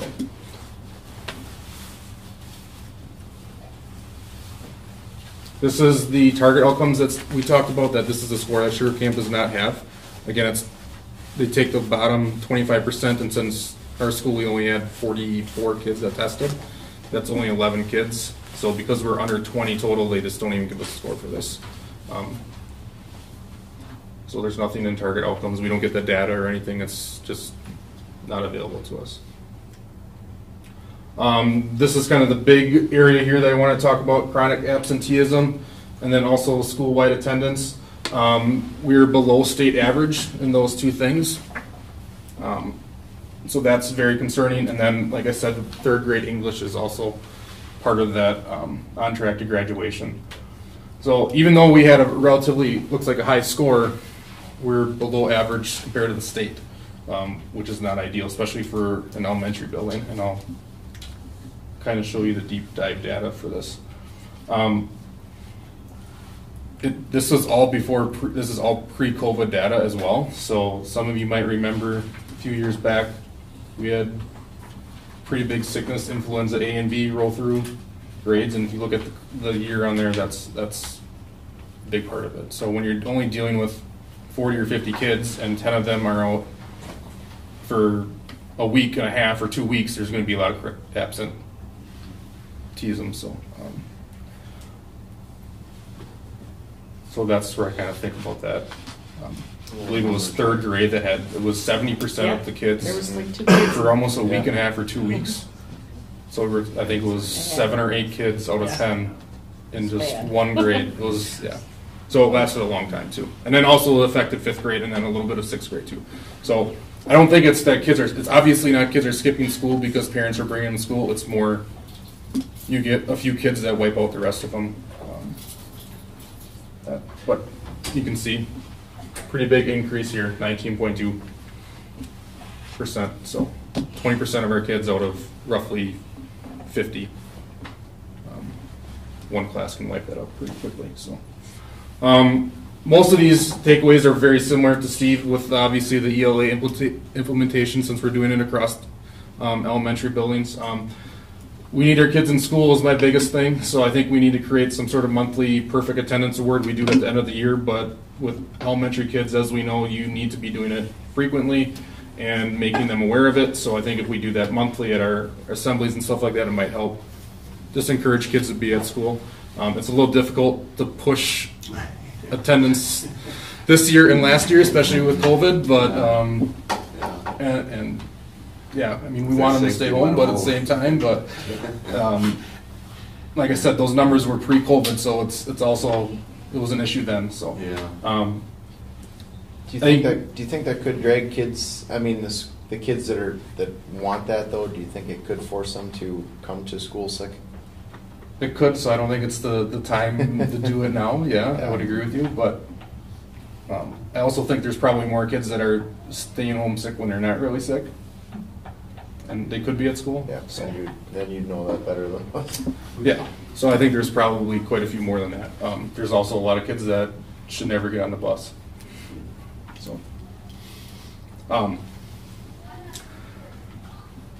like I said, I think one of the areas I'd like to focus on is increasing our math. We were at 35% advanced or proficient. I think that needs to go way up. Even though it stayed steady throughout the COVID years and post-COVID, I think increasing interventions in that, especially classroom interventions. Right now we're focusing a lot on the language arts. I think putting some emphasis on the math would be very helpful too. So, and then the rest of these are similar to Steve's with the ELA coaching and stuff that we're doing across the board in elementary. So, how do we do intervention for math? At the moment, do we really, Carrie? We have some. A tier 2 with, reteaching. It's more in-class stuff, yeah, and like one-on-one type stuff. We're not doing tier 3 stuff at all, where it would be like kids leaving your classroom and doing it. It's more on the classroom teacher, I guess. So that's, yeah. Yet, exactly. Yeah. And that's something we talked about in admin meetings too. So.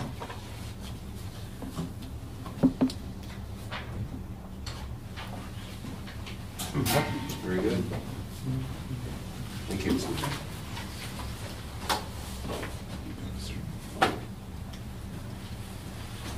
So, for my portion of this, we've got a couple schools to talk about. We'll start out with the high school. What my part of this is going to be is I'm going to show you, you're going to see a lot of the same pictures that you just saw, and Steve and Todd did a really nice job laying out what they're all about. I'm going to show you some things to celebrate and some things that I think we have as holes in our programming right now that we need to, some potholes we need to fill in. And moving forward with the high school overall 74.5, so by a little bit we're helping out the district score there a little, we're a little bit above. This is a positive contributor to the overall average of our district, right? You gotta celebrate that. Couple things with our growth in the high school level. This is fantastic right here, right? Again, I hate to be the negative sort of, or glass half empty way of looking at it, but that means that we had a lot of room to grow. But we moved some kids there. In the mathematics world, you're going to see in a little bit where that movement had to come from. If you follow trends and you think that the data that we're seeing now had gone back in the history a little bit further, and it probably has. But so that's something to look at positively. Here, it's kind of as you look at this is our data in the achievement world, ELA, and then I'll show you math a little bit, versus the state of Wisconsin. And for those of you sports fans out there, you look at your basic, or excuse me, your proficient, advanced, your A and P columns. There you want to be the football team or the basketball team and put a lot of points on the board. Okay, here you're more the golfer, right? lower is better. Okay? And you're below basic and your basic groups of kids. So, for the most part, as we do that math, these two columns together versus these two columns together, we're doing pretty well versus the state of Wisconsin, which is, I think, where we have to be, for sure. You look over here, below basic, our numbers are smaller than the state.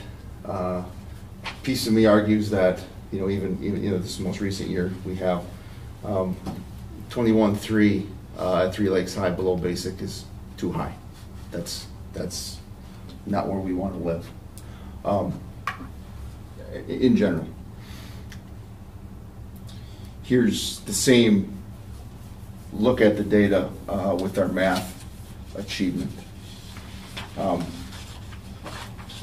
In the math at the high school level, for this group of 3 years, we are significantly ahead of the state as we move across the board all the way back to 17-18. So, but again, I don't think that that's where we want to hang our hat.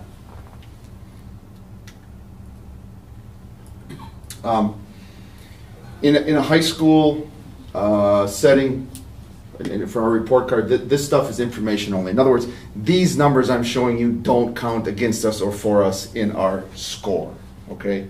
But these are areas, and for those of you, and many of you were, maybe all of you were, been in the room for our goal conversation, okay? We talked about this. We had no idea what this was going to look like. I had no idea what this was going to look like. We talked about a lot of this stuff. Here's a place where I think we need to move forward on. These things right here, academically speaking, because when you're going to hear a lot about, and you have already, and you will from me, and you will from Carrie, about our lowest performing group of students. I want to make sure that you guys are very clear on the fact, I don't want to forget about our highest performing group of students either. Okay, and these sort of places, art classes, music classes, those get kids' brains working in a different level that usually, research would tell you, helps to promote academic success across the board and success later in life. Okay? So does these sort of things that are challenging kids, right? Dual enrollment. Those are tough courses, okay? We don't do AP courses here. It's a good thing that doesn't smoke us on the test, because we would really get bludgeoned with it because we don't do it. But in that place, we have the opportunity through Nicolay and some other programs to challenge kids. We've talked about this, and Mr. Bach, kudos to you. It's been his personal goal, and you heard him talk about it. We need to do more work in getting connections with our businesses. We talk about our business directory of these sort of things, right? We need to work on these, even though it's not a score thing on the report card. I think we can do better. Our art and music participation in classes, and you see it when you're at the concerts when you get to the junior high and high school level, next week, Monday, the numbers are different than they were a few years back. Okay?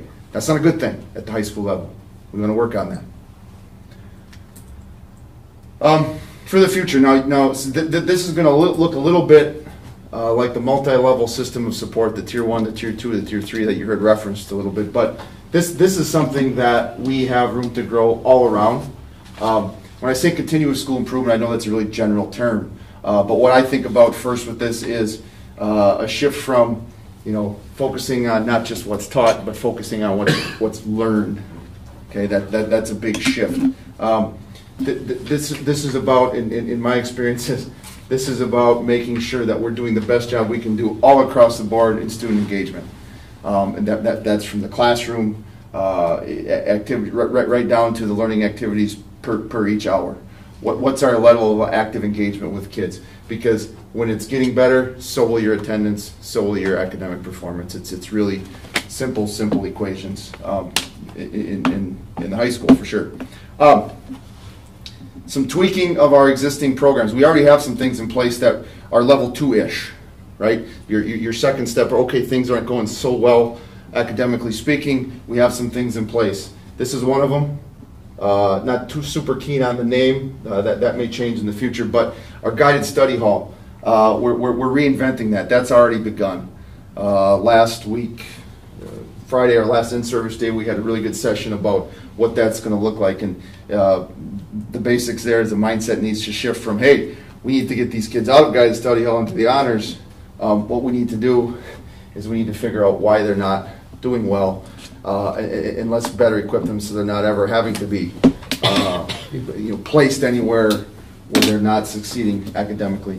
Our collab hours, there's those that came before me saw some trends coming, and that put some things in place that we already have. I'm thankful for that, where we can start to work with level 2.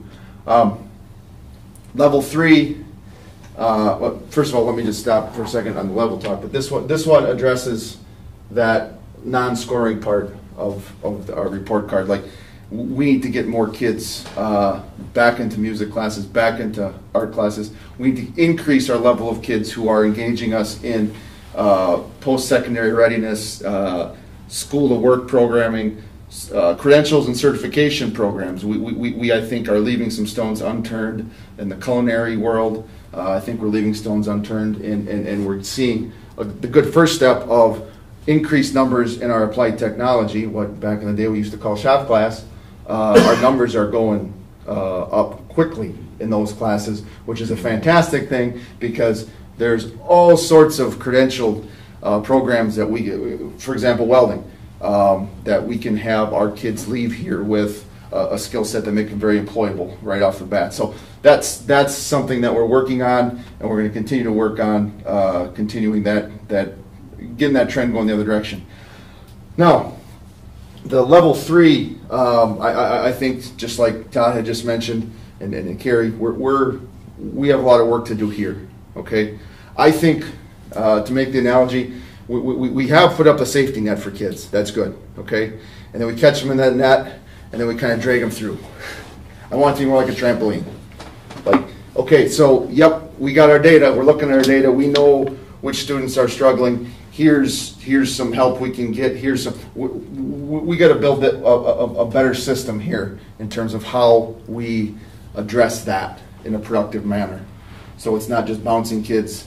Oh, they're not doing well here. Let's ship them somewhere else. Maybe they'll do well there. Oh, ship them something else, and then all of a sudden, senior year, we got to push them through a crack somehow. That's not the way I would like for us to do things moving forward. More on that in the future. We're working on. We're brainstorming a lot of ideas administratively as to what we can do. That ties in for our end of the building personally, the junior high and high school, since we have so much shared staff and things like that. But those are some things to look at for the future. Junior high. Okay. Here's a spot where we've got a lot of room to grow. Okay. This meets expectations per state of Wisconsin. I don't think this meets expectations for us. I'll show you why I don't think that. First, the good news. Our on track to graduation, the same component that you saw with the Three Lakes Elementary and Sugar Camp Elementary, we're doing pretty well there. Okay, this is good. This is a good base, folks. We don't need to push any panic buttons, because I've worked at places where this was awful. Okay. And then it's really hard, because if you can't get kids to come to school, now you got a problem. Right? But we're getting kids to come to school. Okay, that's good. That's good. So we have a good start. This is the good news. Okay. Now here's where you start to see a trend that I don't like. Okay. You've seen these colors before with the other two schools. Below basic is this color right here. Was that like an orangish, dark yellow, whatever? It's getting bigger. Getting bigger. Now, this number, when I first saw this, made me sick. 39.2% in math of our children are functioning below basic? No, that can't be right. Now, one could say this is some COVID year stuff here. This you could, right? But what worries me is it's matching a trend. It's these are before COVID, and we're going in the wrong direction. And the number of students, percentage of our students who are in that proficient and advanced, the purple one's getting the wrong direction. Okay, these are issues that we need to work on. ELA is a little bit more steady, and there already are some things in place, as you've heard about, with ELA that our junior high folks are engaged in as well. That's good. Here's where, folks, before I get too even hard on our junior high numbers, keep in mind that across the board in the country, across the board in the state, kids' numbers when they get to junior high academically do tend to dip. Why is that? Well, think about it. What was your 6th grade experience like? What was your 5th grade experience like? What happened when you got to junior high? Oh, a little bit different now. It's a different format. I'm not with the same teacher. I'm not with, it's for some kids it's a hard adjustment. So you get it. That does have an impact on what you see here a little bit. However, what I look at then, okay, let's again look at 3 Lakes versus the state. Okay, how are we doing? English language arts, always decent, right? You look over here on their most recent, we're below basic, we're better than the state there. This is where I think we should live, right? This is something that I think is highly attainable or better. What I see overall here in ELA, not too bad. Mathematics, a little different story. I don't ever want to be, and if I'm up here a few years from now talking to you about our below basic in math being worse than the state of Wisconsin, please get me the heck out of here, because that's not going to continue. I am not okay with that. Jen, your question. Yeah, so on here, on all these, they're saying junior high is 6 through 8 on state. Do we compare 6 through 8 for our testing, or are we 7 through 8? So are we not comparing apples to apples on state versus our students? So correct. Our students are 7 and 8. What we have here in this line, in our line. State-wise, they are saying 6 to 8. Yeah. That's their middle. Yep. So more of a middle where we're junior high. Yeah. So you get the picture. I don't want to belabor the point, but our academic achievement, especially the highlight for me is, I don't think we're in a school where we need to be thinking about a below basic or a basic score that is, you look here pre-COVID, we're outdistancing the state in our below basic numbers, and that is not at all something that I think we should expect here.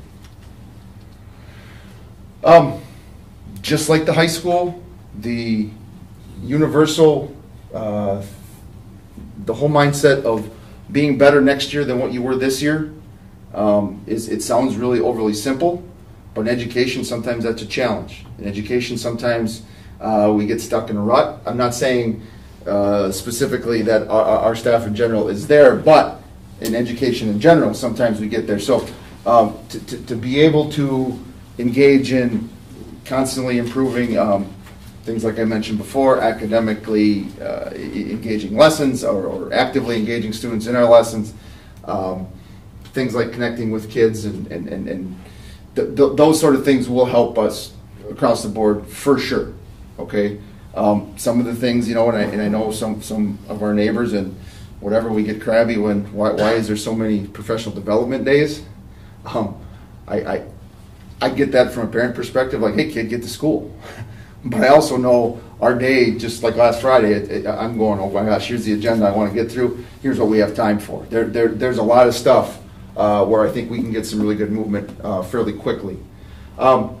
Again, some of my predecessors saw this coming and put in some ideas to try to stem the trend. The enhancement period that's in place now, this is the first year of implementation. We're seeing some good things there. I think Mr. Bach and I would both agree that we have some tweaks to do. Carrie was a part of those conversations, but it's definitely a step in the right direction. for getting kids some support that they need that they didn't previously have in their schedules at the junior high level. That's good. Our collab period, where our junior high team has a common prep period, creates a situation where I get to do lunch duty every day, and it's awesome. But it also frees up our folks to have some collaboration time, or more collaboration time than they've had in the past. I think that will pay dividends in the future. And again, I talked about this with the high school, and it's the same, because we are a 7-12 unit for sure.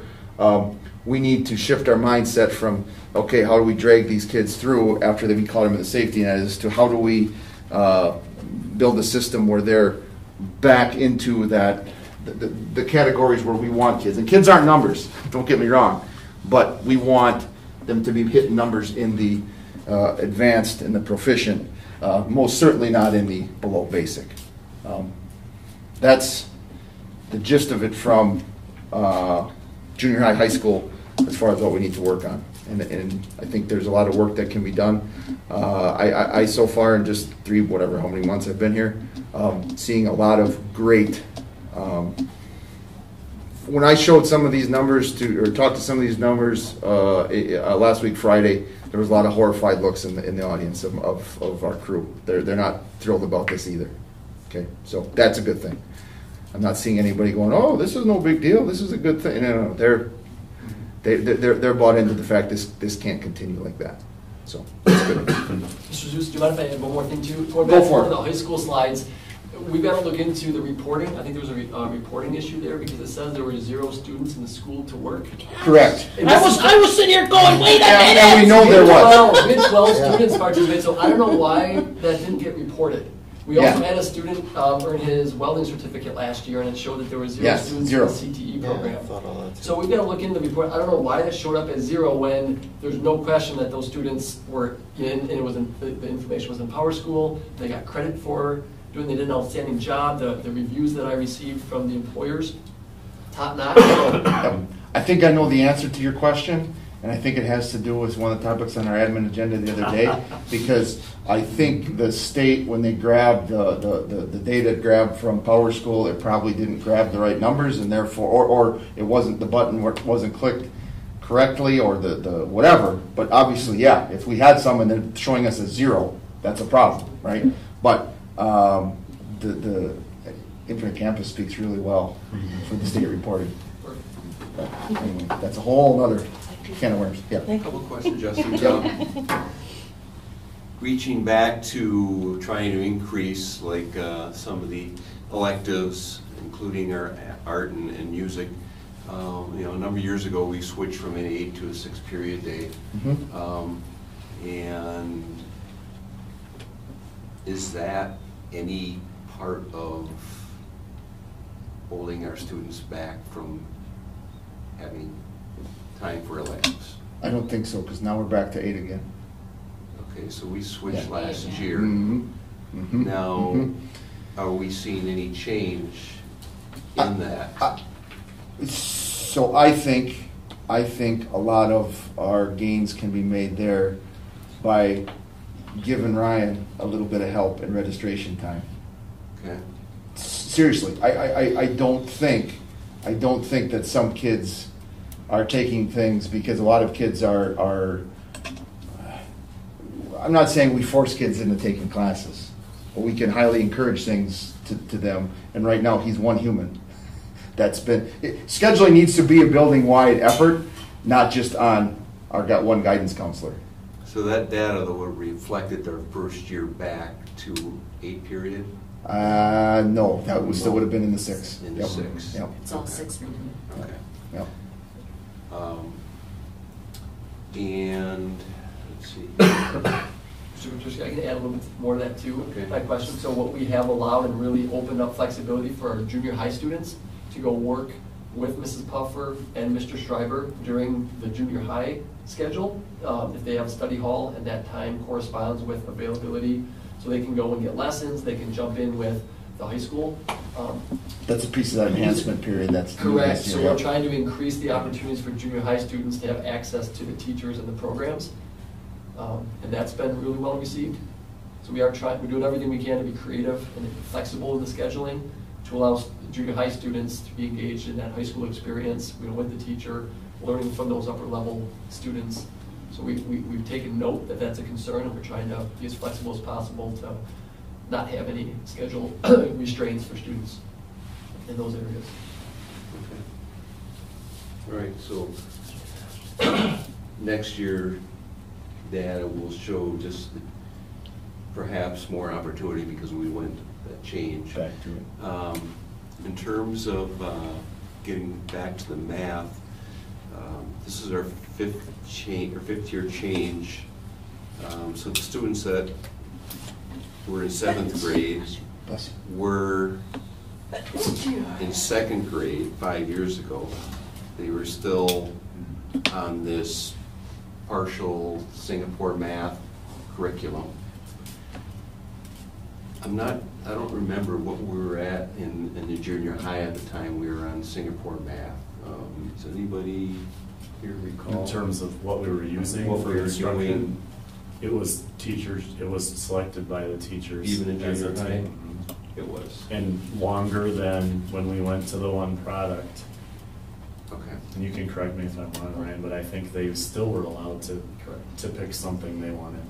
So that when elementary did that, it did not happen at the same time as junior high. And I don't know where it sits right now. It's the same. It's the same. Now they adopted the So same series. that was how many years ago? 2? 3? 2 or 3. Okay. Okay. Got it. I'm going back to elementary. So two things that I've noticed recently is, and again, this could carry over to when they're older, is that they only have 45 minutes of art a week. And it's funny because I have elementary school kids complaining, I'm one of them, but they, I went and observed an art class, and they were all begging me to bring that up, that they want more art. They want two. They're like, why can't we have 2 art classes a week instead of 1? And I thought that was really cool. And I thought, if we're teaching these kids younger, maybe they would want to do that as they go into junior high and high school, whereas they're not getting it. I mean, I don't, one thing.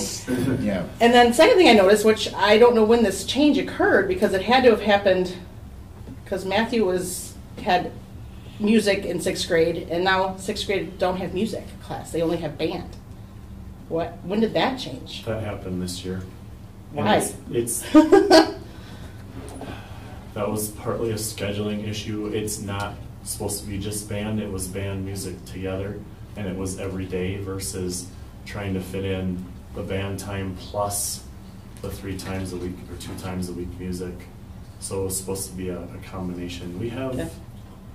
I would say the amount of minutes that they have either band or music is probably. I didn't understand. I just noticed it from the concert. I was like, why are the kids not singing? They're doing more just instruments. I'm like, something has changed here since I had a 6th grader. So okay. Thank you. And the first point you made, Stacy, I think, and those of you who have been here longer than I can certainly jump in if it's incorrect, but that's a pretty general, not fortunate, but a general occurrence over schools all over the place. Because as our states are laser focusing on how you're performing in math and English, what goes away first? An hour of Phi-Ed, an hour of art, an hour of, and I think it's tragic. I'm not necessarily in favor of it, but it's certainly an observation I've had over the years. Those are the first things to go. Sad, but true. Well, I promised that 5th grade class I would bring it up. So here I did my job. Promise, You're all my promise witnesses. fulfilled. You bet. You bet. I can say that when Zoe told me that's all it was, I was pretty actually floored. Yeah. I mean, I can still vividly remember when I was in grade school, it was Monday, Wednesday, Friday art, Tuesday, Thursday music. I mean, it was the same times, but it just was a 3 and a 2 day slot. I mean, I think you want to see it push through into high school. That's a big killer there. If they don't do it, well, it's not important. I'm not going to do it. You can really find some enjoyment doing it. To Mike's point, with the 8 versus 6 hour day, when we went to 4 and then went to 6, that was a huge issue with me long time ago when we switched the number of periods. I really thought that was an issue because it did take away variety for the kids. I mean, I understand the longer periods to maybe teach more and learn more and that sort of thing, but I mean, I think that taking away the option for some of those, you know, it really is taking away an option. It's not just limiting a possibility, it's actually taking away an option when you have less variety to do so. Well, you also have the issue of mandates, and in particular what I guess I call unfunded mandates, but you know, every time the legislature gets together all down there and they whip up a thing or two that they stick into the curriculum, well, you know, now you have to teach CPR and you have to do this and you have to do that. Well, that all takes time away from just exactly what we're talking about here. And you can't do anything about that because it's mandated. It's by law or the, you know. If I can just add one more thing, I guess, on the specials, I guess. The only one that's mandated by statute is the 3 times 30 for FIED. The others, there's not a law, which doesn't excuse anything, but just FYI, I guess. And then we've talked about the art thing before. And I know those of us have been here a while. Before Terry was here, have brought it up numerous times. And it was a personnel issue that was not going to be addressed. I'll just put it that way. I know we've had conversations. I'm sure we're going to be looking at scheduling from the ground up again this coming year. Those concerns that you're bringing up, I think, not that we're aware of all of them and they're good to hear, but some of those we have too. So I think we'll be looking at that stuff. Very good. All right, so open it up. The special for last, right? All right, so as far as the special education details, first of all, I just kind of gave you an overview of the number of students that we had in 2020, 2021, and our enrollment versus the number of students we had receiving special ed. So you can see we had 102 students, which equates to that 19.2%, which is pretty high. Compared to the state average is about 14%. And really anything over 10% is you should be looking at something different. So I just wanted to kind of throw that out there for you. And within that number of that 102, there are 10 open enrolled students who are receiving special ed services. So is that where extra percentage is coming in, you think? Well, that would bring us down to like 17%. Okay. So it doesn't make a huge difference, but it's just something, you know, to factor in there. I just wanted to give you a breakdown of the number of students in special ed for that school year by building, because for the state report card, because our cell size, our sample sizes are smaller, it doesn't let me break down things at each building level. So this is just an overview of how many students we had enrolled in each of the buildings versus how many students with disabilities, and then that percent overall. And again, this was from the 2020-2021 school year. And it was pulled from WISE- data with students from December 1st, 2020 to the end of June, according to their IEPs. So for ELA, I guess you can see the students with disabilities line at the bottom. And what I'm going to focus in on is that, you can see, where's my light here? Maybe I'm too far away for it. You can see the years. Oh, I don't think it works on the screen. It doesn't? No. Well, that's just a a bummer. Okay. Yeah. All right. So students with disabilities, I'm looking at this bottom line here. And each year, 2017, 18, 19, and of course 2020, 2021, you can see the number that we have, the percentage of students that we have either in that basic or below basic. So in 2017-18, if you combine those, it's around 80% compared to the state, which is about 57 or so, almost 60%. So definitely higher than the state. And even if you look at the advanced and proficient, where we are sitting compared to the state. 18-19, we are at 86% that are basic or below basic, compared to the state at about 60% again. And then similar in 2020, 2021, we're at 83% compared to the state about 60%. And that's the ELA side of things. So for math, again, that bottom line, students with disabilities, 2017-18, we're at about 83%. That was either basic or below basic, compared to about 60% at the state level. 18-19, about 90%.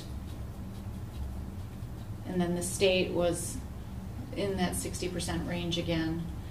And then 2020, 2021, 80% compared to the 63 at the state level.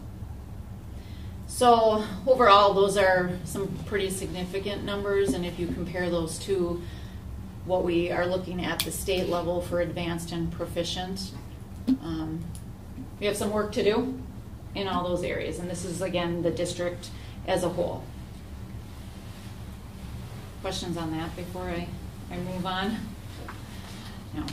And I guess, overall, this is good information for you to have as board members, because I know in the past it was just kind of, well, we're going to look at our overall report card and not really go into the details, so I think it's really good to give a really clear picture of what's going on. And so moving forward, the first information that's up there, it's really important that we're providing that same high quality instruction for every single student. That means a student who's in regular ed, a student who's in special ed, they should be exposed to that general curriculum. And that's already happening at the elementary level. Those students who were typically pulled for every academic area are now being exposed to the general curriculum. So in theory, you're never going to reduce that gap if you don't provide them with some of that high quality instruction at their grade level. So of course, moving forward, we like to see that happen at the junior high and high school level as well. I threw in universal design for learning in there because part of our journey is going to be providing professional development for staff, and that visual kind of goes along with that. You can see on the left, our traditional way of teaching students. Everybody gets the same thing. But as we learn more, as we know more, we do better. And so in that middle picture, we're providing some accommodations or modifications for students. But way to the right, ideally, we want to create all of our lessons and all of our learning experiences by eliminating those barriers for all students and increasing, multiple means of representation, engagement for all students. So, and that kind of ties into that universal design for learning. As some of the other principals alluded to, we have to solidify that multi-level system of support structure. Doing pretty well at the elementary level, especially for reading, but we have some work to do at the junior high and high school levels. I know we talked about scheduling, and I think we're going to be having further discussions about scheduling and how that is going to look moving forward, and how we can help support an EMLSS model and structure.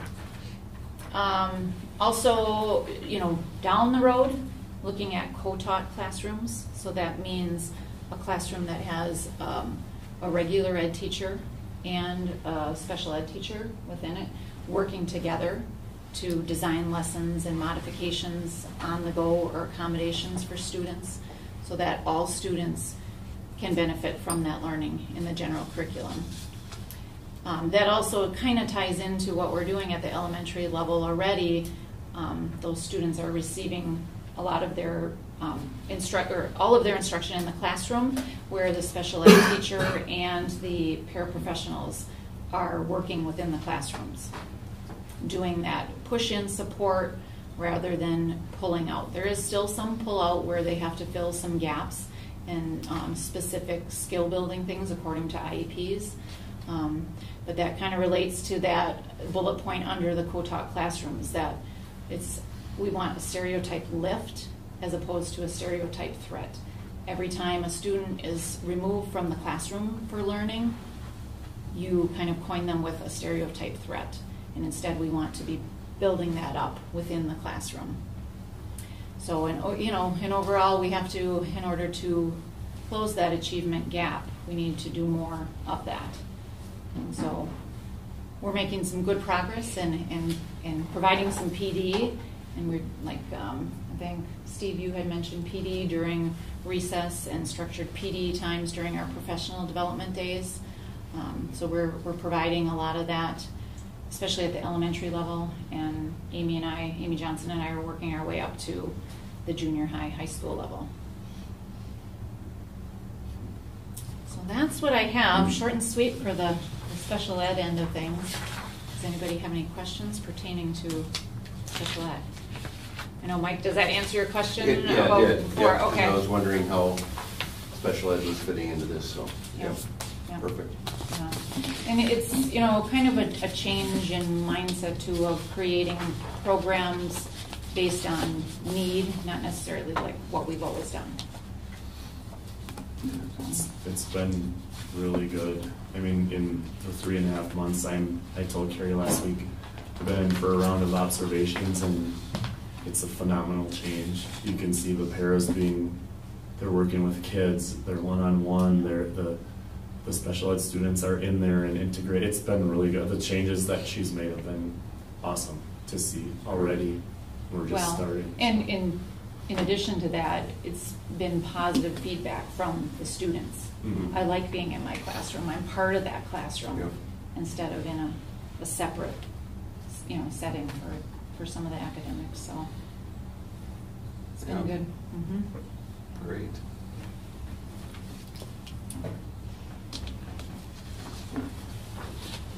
Okay.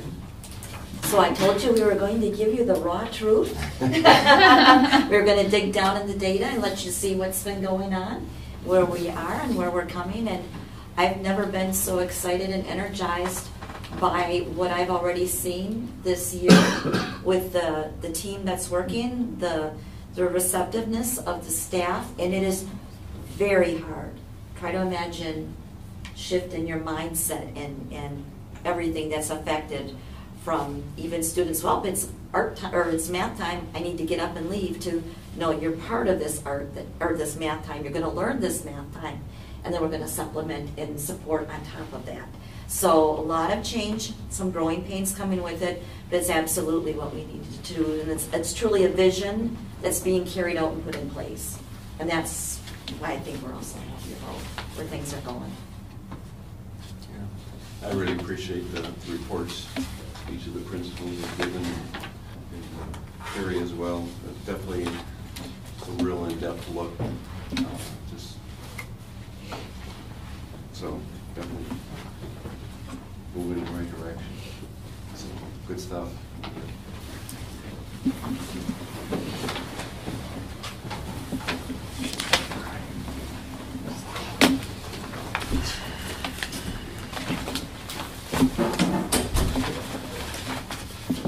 We got to get cushions for you guys over there.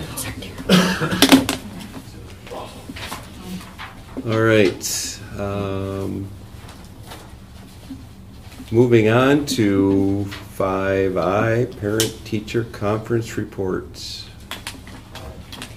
Okay. I have some data from our principals. They can share if I've made any errors here, but I'm looking at Three Lakes Elementary. There was 95% participation rate. 157 of 164 participated, which is excellent. In our Sugar Camp Elementary, there was a 97.1% participation rate, 101 of 104. And I should let you know that this included on-site, in person or virtual or phone call. We've really opened up the doors to however we can meet your needs. And then at the junior high school, Justin didn't have an exact number for me, but the average was 12 visits per teacher. It wasn't like everything. Elementary is so invested. When they get to the older grade levels, it falls off. But it's something that we're looking at too. Again, how do we best meet the needs of our parents and get them in so they know exactly what's going on? So I would say it was probably, once again, a very successful round of conferences. Did anybody want to add anything to that? Okay. I think parents like the hybrid option that we've been They doing. did, didn't they? Mm-hmm. Any other format changes? I think in the past we did all students, and then the second was just the students Second more one in. is by invitation, just the ones that I guess that the teachers say are priority to see, and then whoever else wants one. Okay. Just, did he go? He had to go. I don't know if high school did anything differently or not. They've been in the gym, I know. Gym. Yeah. Yep. They're still doing the gym thing? Yeah, I stopped by. Yeah, it seemed a lot quieter. I came right away when it started, but it seemed quiet. I was able to get right in. I know one of our focuses has been trying to increase communication throughout the entire year, not just on parent conference night. So oftentimes, parents are well aware of students' strengths, weaknesses, where they're at in each class. Yeah. So I don't want to say that's maybe a test to the decline in participation, but I know that's been an emphasis this year. It has definitely been an emphasis, and I would say really it's the way we should be trying to go. It shouldn't be a first awareness that there's an issue. It should be ongoing and having that relationship. So that is a big piece of what you guys have been doing. Started really moving that way during the pandemic way.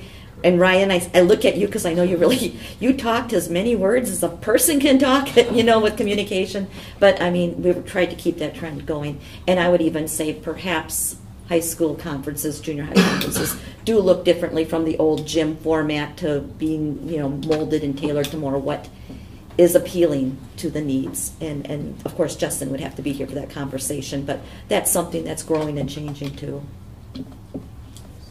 Ryan, have you gotten complaints from anybody about the gym format? As far as from parents or Parents. Parents? No. Seems like I have heard complaints just because it's not private. Mm-hmm. Okay. You can hear. So you, as a parent, might not be willing to ask a tough question for fear of somebody else that you don't want to hearing it.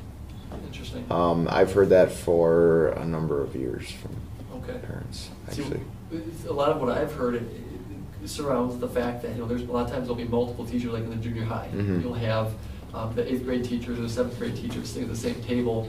A parent will come up and then they can ask, talk about both classes. So there's more shared collaboration. Sure. Seems like. Sure. I wonder if separating the tables are separated almost as far as we can. Yeah. But I wonder if that's something we need to even do. Still a gym, it's Sure, it's open still space. travels. Yeah. So it might be something to think about. That's a good point. Thank you. All right, very good. Next we have 5J, the ESSER 3 survey report.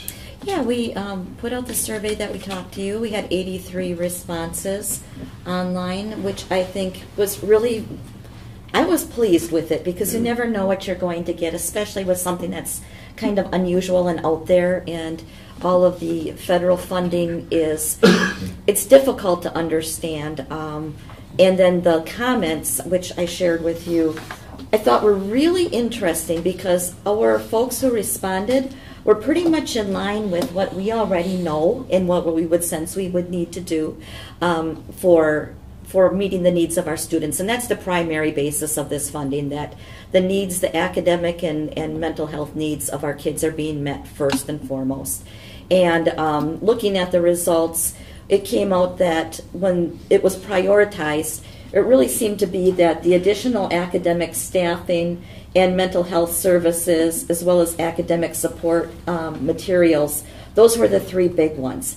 And that's where I also put the little disclaimer. We have to be extremely careful with this money, because what seems like a lot of money on the surface, $600,000, goes extremely fast. And if you're talking hiring staffing, you've got to immediately think that's $100,000 with benefits and salary. And that's not sustainable. This is one-time money. So what I'm always trying to do, and the administrative team hears me talking about it a lot, how do we repurpose what we have, our allocations? How do we get the best money for our services? And that means, yes, it might result in some additional staffing, and I think when we finish up the budget plan, you will see a little bit of that, but it's also about how we best utilize what we have and get the results. What we have to make sure of is that we're able to provide education should the pandemic come back around or something similar to this. So that means our technology and our online or off-site offerings remain very much in the forefront in how we continue to improve and do better with that. I bring that up because, as simple as that is being said, something that's kind of a big issue we're looking at now is our current student information system, PowerSchool. You heard it alluded to, like, how did it get 0 out of 12? PowerSchool is something now that it was supposed to be almost end of life several years ago, and it hung on. But it's really not meeting the needs that the district has for efficiency, reporting, scheduling. We're at that point that we're going to have to make a rather big move to a different vendor, I would say. So just ripping that bandage off right now to let you know that that is part of this. But it does support us in the long run then with how are we taking care of the needs of our students in connectivity and such. So I'm looking at presenting to you some more spends. We have done a really good job with our facilities. We had worked on HVAC and stuff before the pandemic really hit, so that was a true blessing in disguise. Of course, there's more to do with that. I'm not sure, in talking with Jen, that all of our public really understand how much that has been done. Yeah. And I think we have to probably publicize that a little bit more and put a focal point on it. Hey, we've already done what other schools are striving to do. And because that's been done and well managed, we can shift some of this funding to this area rather than some of that infrastructure area.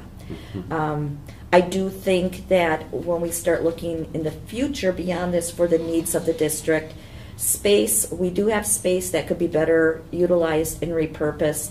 I would say at some point we might have to be talking about some expansion, whether it is in a building project or not.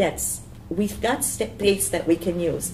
But education, like everything else, the 30 by 30 foot classroom space box is no longer the best learning and teaching environment. So I bring that up because when Carrie mentioned universal design for learning, and you'll walk into some classrooms and you'll see different levels of tables or chairs or cushions. Believe it or not, kids having a variety of seating options brings behaviors way down. And I think of myself sitting in those chairs going, oh my gosh, I've got to take what we cut off, because I had ordered some really nice cushy chairs and then I cut it off because of COVID and stuff. I'm putting it back on after I've sat there. We have to take care of our people. So that's a piece of it too. I am really working closely with Carrie. She's done a lot of legwork and talking with Jen and the principals.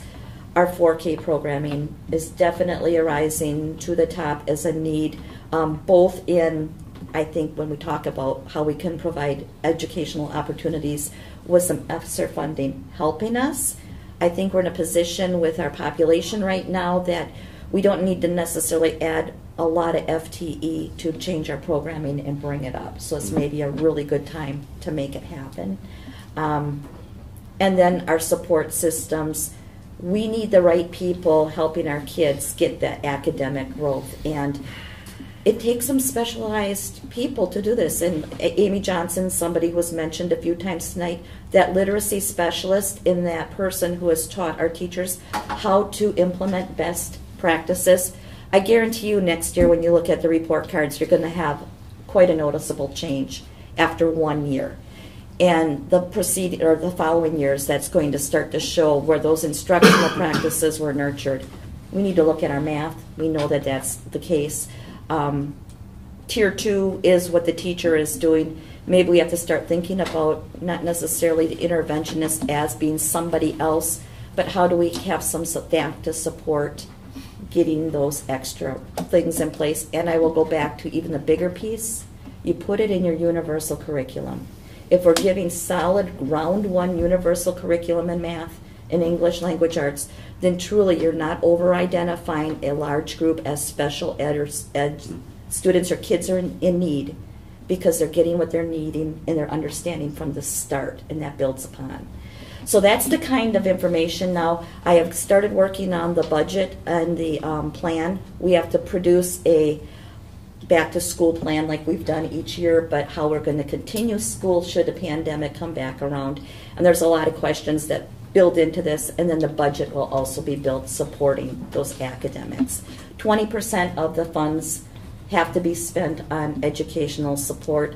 One of the things that I had mentioned in the past that I'm really pulling the trigger on is it's been my dream and vision, talking with Steve right from the get-go, that we get our people teaching ELA, those 316 certifications, and we have the opportunity and have had 4 teachers take us up on it, 2 elementary, 1 junior high, and 1 high school, to pursue their 316 license. You have 4 316 licensed reading teachers who are already on staff doing an 18-month program, which they're starting in January. I guarantee you're going to see the excellence in education rise, because they will have the skills and be teaching each other. So we have a really good effort underway, and it continues to grow. Now we need the time and the funding, which we have this little benefit here to keep it growing. Mm-hmm. You got to look at the results. Was there any specific questions you have for me regarding where we go with the ESSER 3 funds? One thing that did kind of come through to me is people are worried that there's a lot of strings attached, and they're correct. There are a lot of strings attached to this money. A lot of money has that. Yeah, we're round 1 and round 2. We're very much, we trust you schools to do what you need to do to take care of the kids. This one is very labor intensive, and it will be accountability intensive as well. One question I had, just looking through some of the comments, was there anything in there that reinforced some of the thoughts that you had in terms of improvements in technology at all? Just that arose out of the pandemic and such? I think we're actually in a pretty good place with technology. Steve, wouldn't you say we were able to? Can you say the question again, or sure. Was there anything in here, looking through the comments, that maybe reinforced some of your thoughts about changes, improvements in technology, that arose? He hasn't seen them. What's that? I haven't seen the comment. I haven't seen the survey, so I don't know if I can answer that. Okay. I do. We are in a pretty good place. Outside of the state or someone coming in and providing universal major bandwidth to every house, and that everyone has it. Yep. We've done just about everything that I think we can do. As far as providing. Yep. The pieces of technology that the kids need to do stuff on and off site. The additional hot spots, Yep. the devices, the Some support. Devices, yeah. And one of the comments that I saw in here had to do with Zooming some of the classrooms. What's the comment? I didn't. It was basically if a kid's missing school because of sick, they want to be able to just zoom into the class, like a live Zoom. I can answer that. We can't run 2 schools. There's a difference. There's a fine line between running a classroom. It's not as easy as turning on a camera and now you're in the class, because a lot of the time, it's more so than you've got to prepare for those people who are off-site as well as on-site. We talked a lot about what we found last year, and in theory it sounds great, but we really want to make our on-site program our main program. If we're talking about something that is really a blended approach, then that takes more planning and more emphasis. I think it's an area we can grow in, but I don't think that it can just be an automatic expectation that that's what we do. And I guess my only add to that would be that when you look at 12th grade, it's much more doable, and as you move down, the lower you go, the harder that is and the less they get out of it. It is difficult. So, Plus the I technology, get that. depending on where they are. I know I do a lot of Zooms from my house, and all of a sudden my picture goes out and I'm stopped for a while and I can't follow. So if you don't have good bandwidth. yeah. Okay. All right. So I saw mental health on there a number of times, and Ryan, how's that working out with picking up the new company? Great question. So 15th, today was technically the day, I guess I can take a step back. We had a conversation with Debbie, who is the coordinator for the mental health facility, and through that conversation we went through and modified the MOU. So the memorandum of understanding is complete, and just waiting to receive that back from her. And once we have that, then it'll be available for our students. And so we're very excited about that opportunity where some of the barriers of parents leaving work, coming to pick up the child, transporting them to the location for the mental health services. Now we can offer that in-house in a private, secure setting, or if they choose to do it at their home, it'll be an opportunity. So it's in the infant stages. We can definitely keep you updated on that, but I'm looking forward to offering that to our students. By the looks of it, a lot of people are going to be glad to see that. One of the other nice parts about that is that they can do evaluations too. And I know I've in frequent communication with Danielle Zaya at Kohler Behavioral Health, and with their merging of Aspirus and Ascension, they've had a lot of refiguring and they've lost staff, and so the wait list for people to get in for an evaluation is months and months out.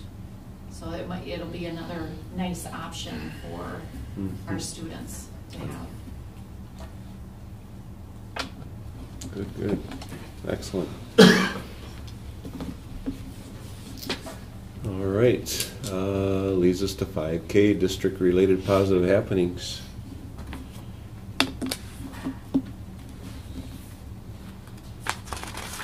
I can start. We had our Sugar Camp Christmas program on Monday. So thanks to Jason and Bethany for putting that together, and SEO for actually Jess Edwardson for kind of contacting Pete Shaw, who is our Santa, and then SEO for getting together all the fruit and treats that we were able to hand out. Sixth graders put all that together and handed out gifts to every kid that was there. We're doing a candy cane sale right now through our student council, which is, I don't know, I was down there yesterday, line out the door. Line up out the door. almost the entire recess to hand out candy canes, so I'm sure hundreds of dollars will come out of that, which is great. And then obviously Friday we have our Santa's secret workshop. So.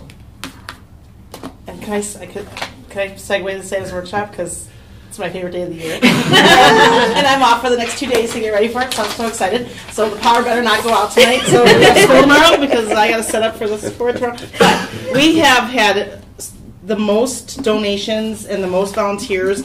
I wrote out for like 40 thank you cards yesterday of all the people that have donated or are going to be helping us in the next 2 days set up and help these kids. I'm blown away. It's the best year ever. So, way to go. When is it?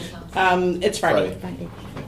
And the Santa's, and then we do the sleigh ride. The kids will have a sleigh ride, and Superior Plumbing has supported us, and they will be donating the entire thing for that, which is really amazing and awesome. So, great community. It just warms my heart. It's a sleigh with, it's wheels. But the kids Probably necessary It'll this be year. snowing by Friday again. I had positive happening. We didn't get our ice rink up fast enough, and then it snowed on us. And Jackie Walker allowed us to have it on the land, but she didn't want us to pound stakes in the ground. And last year we had it on the gravel, and it wasn't level at all, and it was very hard to maintain. So I started calling around and asking for people to come and volunteer. And of course, in the middle of a day when it was really cold, no one wanted to do anything. So I talked to your wrestling coach, and I had 6 of the boys come and shovel the whole thing out, because I was there sweating trying to do like one little row. It didn't go well with me. But we got the whole thing shoveled out and the outside done, and we got the supports on within 2 hours. It was really, really nice. And we also had other community volunteers, but the team and the coach that came did an excellent job, and we were just so pleased. We have a picture of them standing next to the tree instead of the rink, but it still looks nice. But that was very nice. And then I also was able to have one of your students come and help with volunteer hours for the Festival of Lights. And she got learned how to tray hundreds of cookies and what happens when the lights go out right before you turn on the Christmas tree, and how to rewire stuff. And we moved a lot of stuff around, but she helped with a lot of different things. And I'd really like to encourage people to have people come into the business and see how you're doing and work with you, because that worked real well for her. And her mother called and said that she was surprised how hard everything was. Okay, great. I just have one other thing. A Town of Monaco resident contacted our office last week with a possible donation of a Baldwin piano, and I spoke with Bethany Puffer, and it's going to be delivered next week. The woman is moving. She's paying the movers to bring it up here, and so we'll be getting an additional piano in the music department. All right.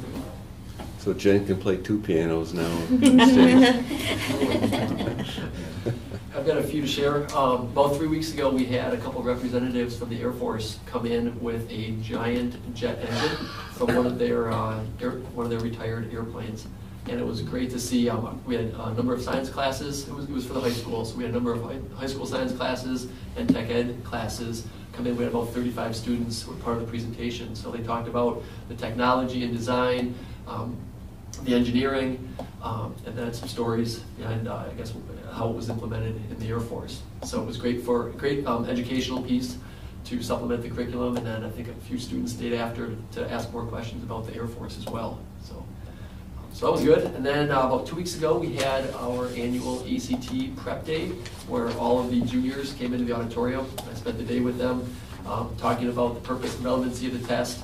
We took a pre-test, which was the exact same format as the actual ACT, and then kind of unfolded the ACT Success prep program that every junior has access to between now and actually the end of the year. So if students decide, obviously the initial purpose is to prepare for the actual ACT test on March 8th, the school-wide exam, but if students want to take it earlier, which we actually had a student take it already, and other students will take it after that event as well. So got good feedback already. We have 5 of our staff members who also have access to the program, and they implement it within their lessons to some of the skill building tips, techniques, and things that students need to know for the ACT. So that was good. And then last week we had all of our juniors take the ASVAB exam. So it's purposeful not only for students who are going into the military, but also it's great practice. And for the junior who just most recently took the ACT last weekend, mentioned that it was good practice, the timing, filling in the bubbles, and then looking. So we'll have an interpreter come in about 2 weeks, and that person will interpret the results for our students, and then we'll be able to kind of assess the strengths and weaknesses in each of the different content areas. Then we'll use that to purposefully work on building those strengths prior to the ACT. Action-packed few weeks. Yeah. I've had a couple of we had our, what was the first bad snowstorm though?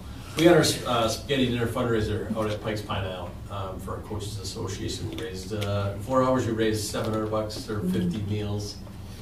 Wasn't exactly great because it was a huge snowstorm that night, so I know a lot of people got kind of penned in, but it was still a success. And last night, something happened that normally doesn't happen all that often, but our girls program basketball beat Crandon. So Crandon has kind of been a perennial thorn of our side in the powerhouse conference in girls basketball, and it was nice to see our girls have some success over them last night. So Yeah. Thanks, Todd. Yeah. Yeah. So those are the two that I have right now. All right, very good. Thank you for that. And any correspondence? Just a reminder of the conference coming up at the Milwaukee. If you have any specific questions, just check in with Carrie or me and we'll get you information, but really looking forward to it. Attendance is down a little bit, but the option that you can get the recorded sessions as well makes it really nice. I found last year that to be a real benefit to go back and be able to view some of the things that we would otherwise miss out on. So I think it's going to be a great event. Excellent. All right. And we're up to it. Go ahead.